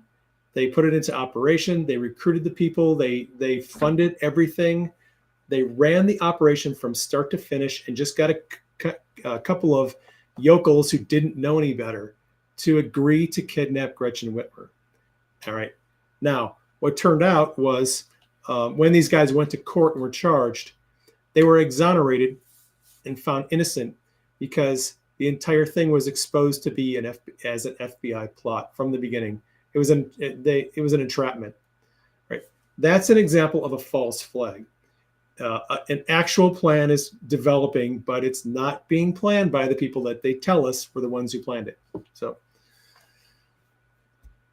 How are we doing on the trolls? Oh, it's awful. There's obviously a bot.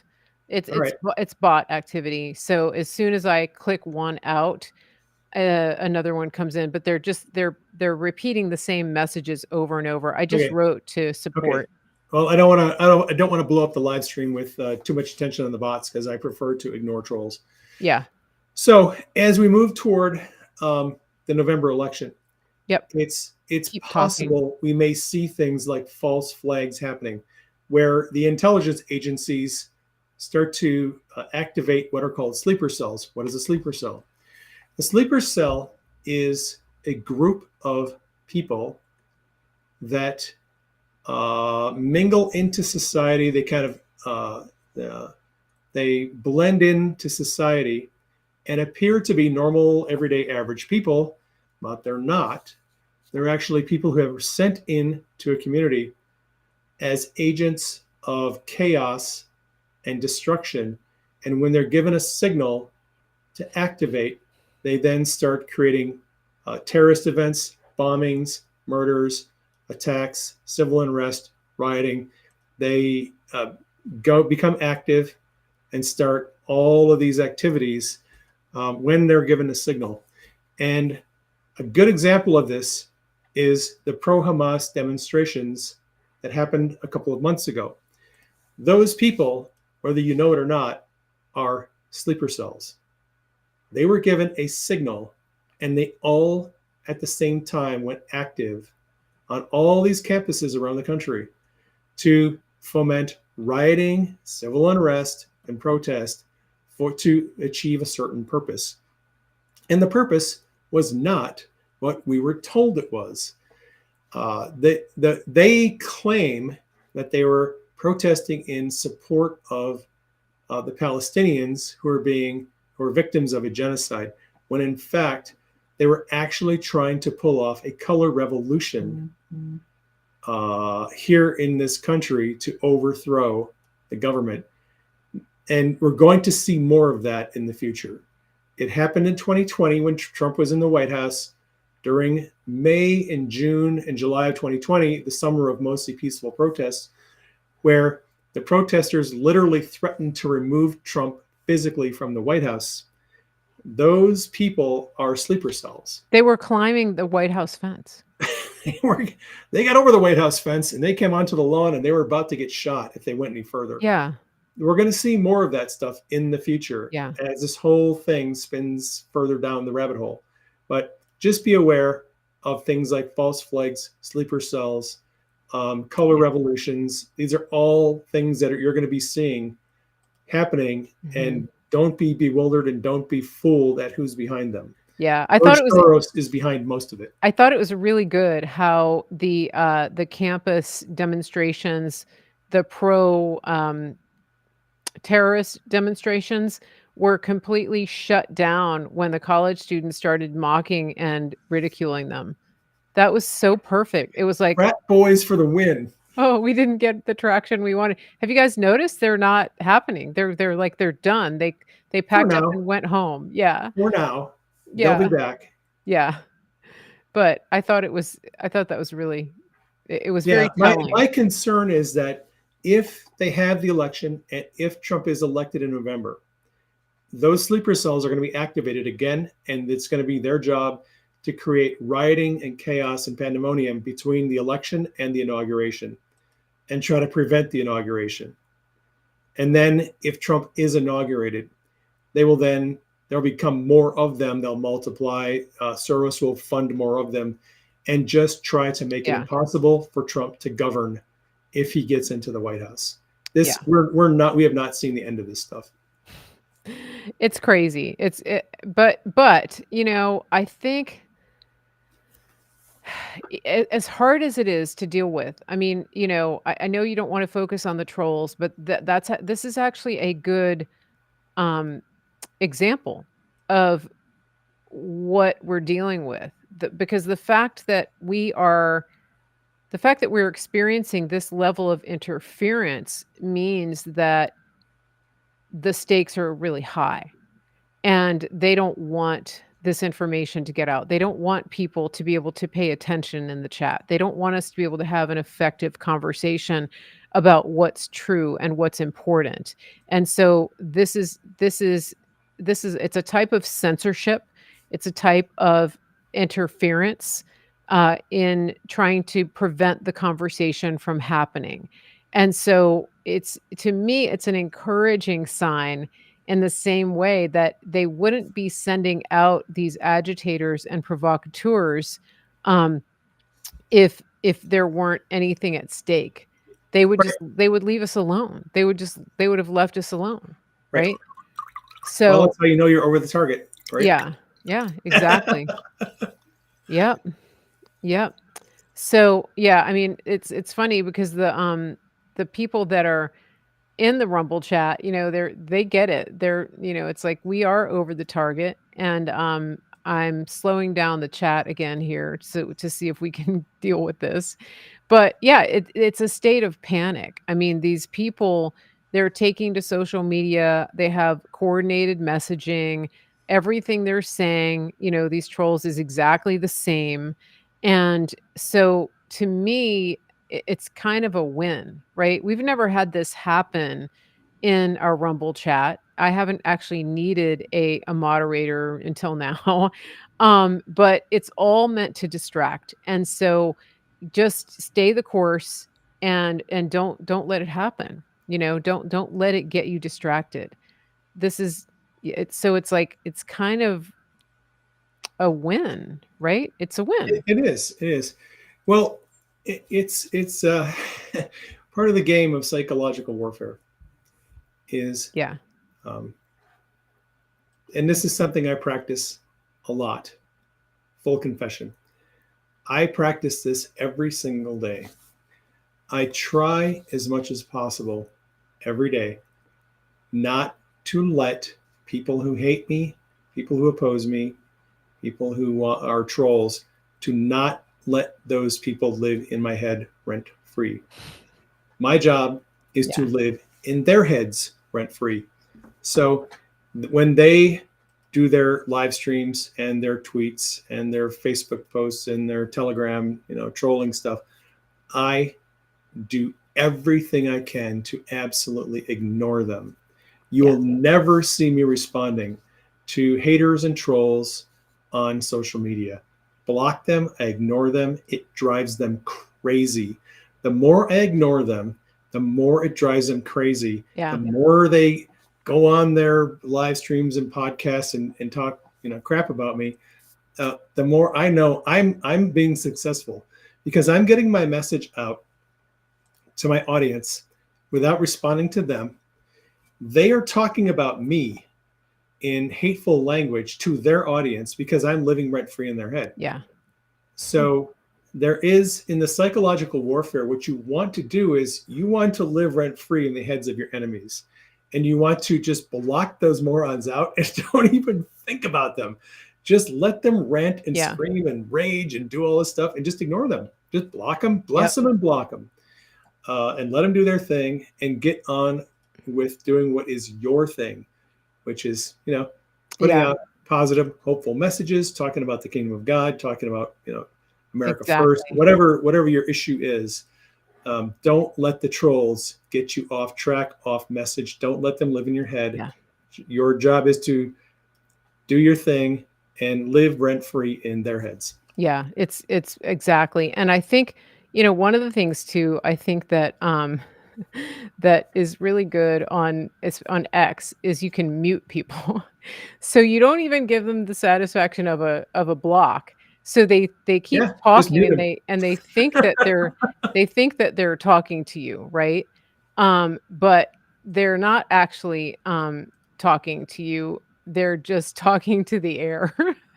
Right. And if you're It's following an it's like account. the dog barking at other cars Yeah. going by on the Yeah. road. Like, okay, you're Yeah. barking a lot, but no one gives a damn what Yeah. you're And if you're barking. following I just had a troll that got blocked from my Rumble chat that came up on X, and I was like,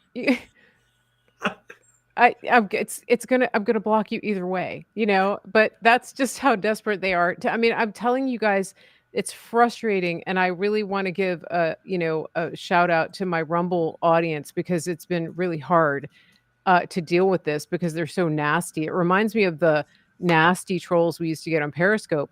But the point is that you're still listening, and if you did get distracted, go back and listen to what Dave had to say here, because the information is so important.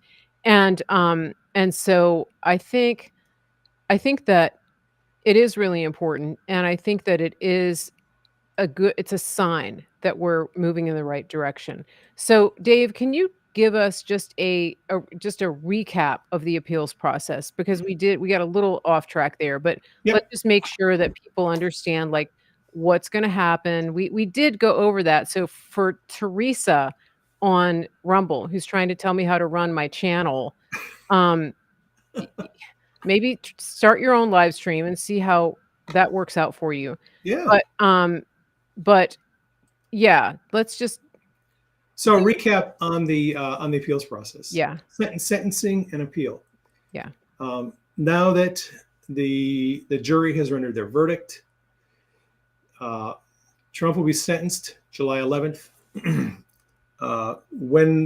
When the sentence has been issued, Trump's attorneys then will take their next step. This is just chess. Okay, it's really more like checkers, because in checkers you don't have all the complex moves. This really is going to become a lot more like checkers now. So your turn to move, then it's my turn to move, then it's your turn to move, and it's my turn to move. Um, Once a sentence has been issued by Judge Merchan, Trump's attorneys will then likely, if the sentence is for incarceration, time in prison, they'll file for a stay to suspend temporarily Trump's prison time pending the outcome of an appeal. They will file for an appeal. They'll have to work their way up through the New York State appeals process, and then and like I said, hopefully one of the courts um,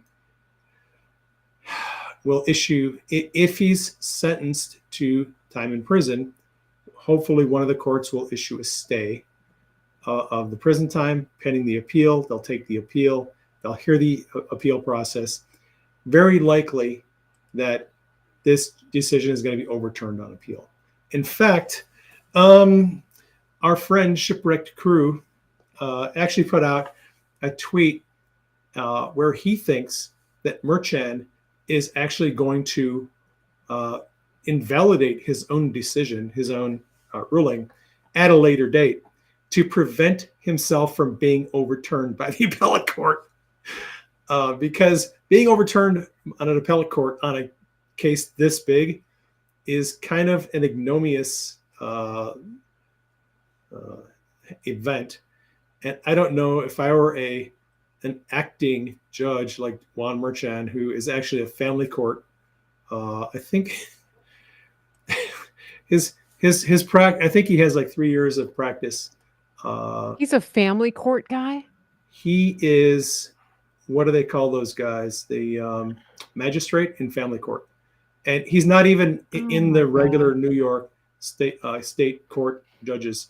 It's really weird how he ended up getting selected for 2 of Trump's cases and Bannon's case when he's not in the regular rotation of Weird. judges that would be assigned. Weird, huh? That's weird. Kind of weird. There's like 24 Yeah. judges, and they do like a random selection. He's not even in the rotation, and he ended up with 2 Trump cases, and he's going to be presiding over Bannon's case. Anyway,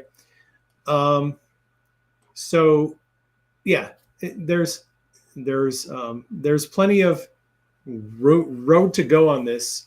Trump will appeal. This is far from the end. This is just sort of, we're in the middle of the game, Okay. and there's no reason to be freaked out. There is a lot of reason to pray. If you are not praying for President Trump, holy moly, let's start Yeah. petitioning and interceding for President Trump and his family. Cover those people in prayer every single day. God can work and do amazing things if we're willing to cooperate with him and pray. And that would be not my final word, but my biggest exhortation. Yeah. Get on social media, talk to your friends and family, talk them off the ledge if they think that the country is gone. Um, we have dark days ahead. Not going to blow sunshine up your kilt. We've got some dark days ahead, but I'm Yeah. optimistic about the long term prognosis.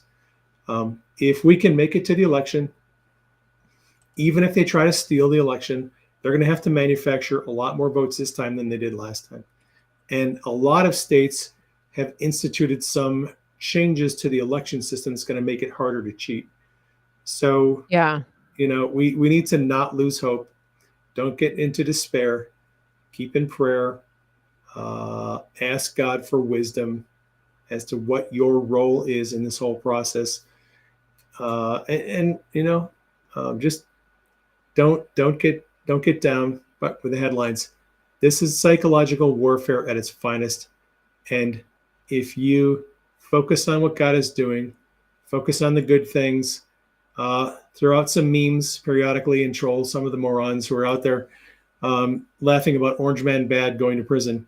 I have a lot of fun. So, like, some people just don't understand that there's literally people on social media at this point in the game. They don't know that I'm an Anon, and I like to throw out memes and do Anon stuff. There's nothing wrong with having a little bit of humor in your day and go about what you're doing. It'll lift your spirits. Don't Yeah. don't Yeah. take everything so seriously, like everything is a life and death situation. Everything is not a life and death situation. And some of the stuff that these people are doing is just really stupid, and they need to be memed and mocked because of Yes. their foolishness. Yes, and I think this is a good time to remind people to a couple things that, the Bible says that God laughs at his enemies, and so it's okay to And we're laugh. created in His It image, so we should Yeah, laugh at our enemies too. and it's more than okay to laugh and to have humor. And the other thing too I wanted to say is just to remind people about, like, the 48-hour rule. When things happen, especially when it's so emotional. Hold on, it's like whack-a-mole over here, hold on. Um, so, when it's such an emotional situation, it's really important. I mean, I was feeling so down when I heard this verdict come back, but that is when it's so important that we take a step back and put the phone down, just like I said, get outside, take a walk, go if you have a baby, go play with the baby, right? Just focus on what's important Go to the because shooting range yeah, go to the shoot things and learn that how to are shoot a gun. yeah, shoot your gun at the shooting range, right? Just get that out in a different way and give yourself time to take a breather because they wanna take you out emotionally. And so just remember that. It's just remind yourself this is psychological warfare. They want me focused on anything but winning and anything but God's uh solution to this, right? It's not this isn't new. This isn't a new tactic by the enemy. It's not at all. So, um the good thing about the trolls is that they're basically bots, and so they're just saying the same thing over and over again. All right. Okay, so, Dave, where can people follow you? You can follow me in a number of places. I'm very active on Telegram. Yes. My Telegram channel, it's praying_medic. It's the one that has like 150,000 followers. There's a main channel, there's a chat channel. My website's prayingmedic.com and prayingmedic.org. Prayingmedic.org is our ministry website. We receive donations on our Give, Send, Go page because we've been deplatformed by everybody except Give, Send, Go. It's givesendgo.com/PM. We receive donations there for our nonprofit ministry. They're tax deductible. And if you have supported us or considering it, we greatly appreciate that. I'm on Twitter at Praying Medic. I'm on True Social. I do have a Facebook page. It's not the one that's posting a bunch of deep state stuff. I'm pretty much just posting testimonies of healing and instruction on the supernatural on my Facebook page. And That's Dave's Telegram. I just that's got my Telegram another channel. WinRed text. Scan the QR code. And I do live streams once a month, second Saturday of the month at 1 p.m. Eastern. We do Supernatural Saturday, where I've been taking a lot of just questions from people on the live stream, and I'm having a really good time with it. Is that the second Saturday? Second Saturday of every month at 1 Okay. p.m. Eastern. I record and do the live stream on my Telegram channel, and then I upload the recorded video to Rumble and some other platforms. Awesome. Let's see. Let me just check the chat here for the legitimate. Okay, Therese and I have come to an understanding. Thank you, Therese. That's awesome. I appreciate your comment. Okay, so guys, this has been really good. We've definitely been going on for quite some time here. There is there's so much that we could talk about, but we definitely, hopefully, this is helping you to get perspective on what happened to Trump this week or for the past several months in New York. Just the ins and outs of the way that this trial went down, how it happened, and what happened with the conviction, what the counts were for, and then also what is the sentencing and appeals process. And we kind of went in that order. So if you're coming in at the end of the show, you can go back and get the rundown in the first half of the show, and then understand the sentencing and appeals process in the second half of the show. And as you're leaving today, please remember, as you come back, please comment. Please also hit the thumbs up, especially on the Rumble channel. Just go right under the video, hit the thumbs up. Do that on YouTube as well. Hit the hearts, the subscribe, the like, the follow. All of those things help these videos to show up in the algorithm when other people log on to these platforms. And then remember, please, to go to marygracemedia.com. Follow me there, and then go to my shopping tab and support our America First companies. Somebody bought a whole bunch of stuff from My Pillow recently using promo code Mary Grace, and I wanted to thank you for that. Their stuff is just amazing. If you are shopping for graduations, weddings, that's a big thing right now this time of year. Just go straight to My Pillow, mypillow.com, promo code Mary Grace. That is where you can buy all of that stuff. If you've got kids going to college, get all of the sheets and towels. It's really affordable. If you get like the budget towels, you don't have to worry what happens to them when they end up in your kids' dorm room. Because I'm going to tell you right now, they're not doing laundry. So don't spend a lot on towels. Get the ones that you can get from My Pillow with the promo code. It's true, right? Just get the best, cheapest sheets you can off of My Pillow, and they're not cheap, but they're cheap for you because you're going to use the promo code. Because that stuff's not coming home. I'm just telling you, it's not.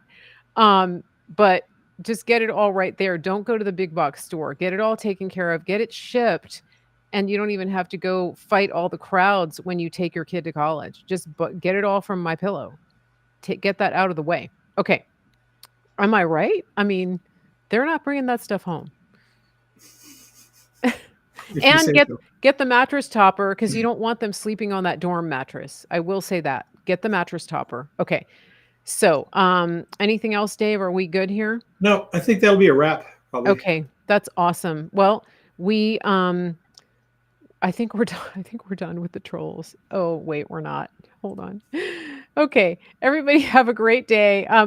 Keep my channel bookmarked and make sure you're on the mailing list. Come back soon, and we will have more great content for you. Dave and I will be back together. The band will be back together in just a few weeks, and we're going to bring you another great show. So that's it. Everybody have a great evening.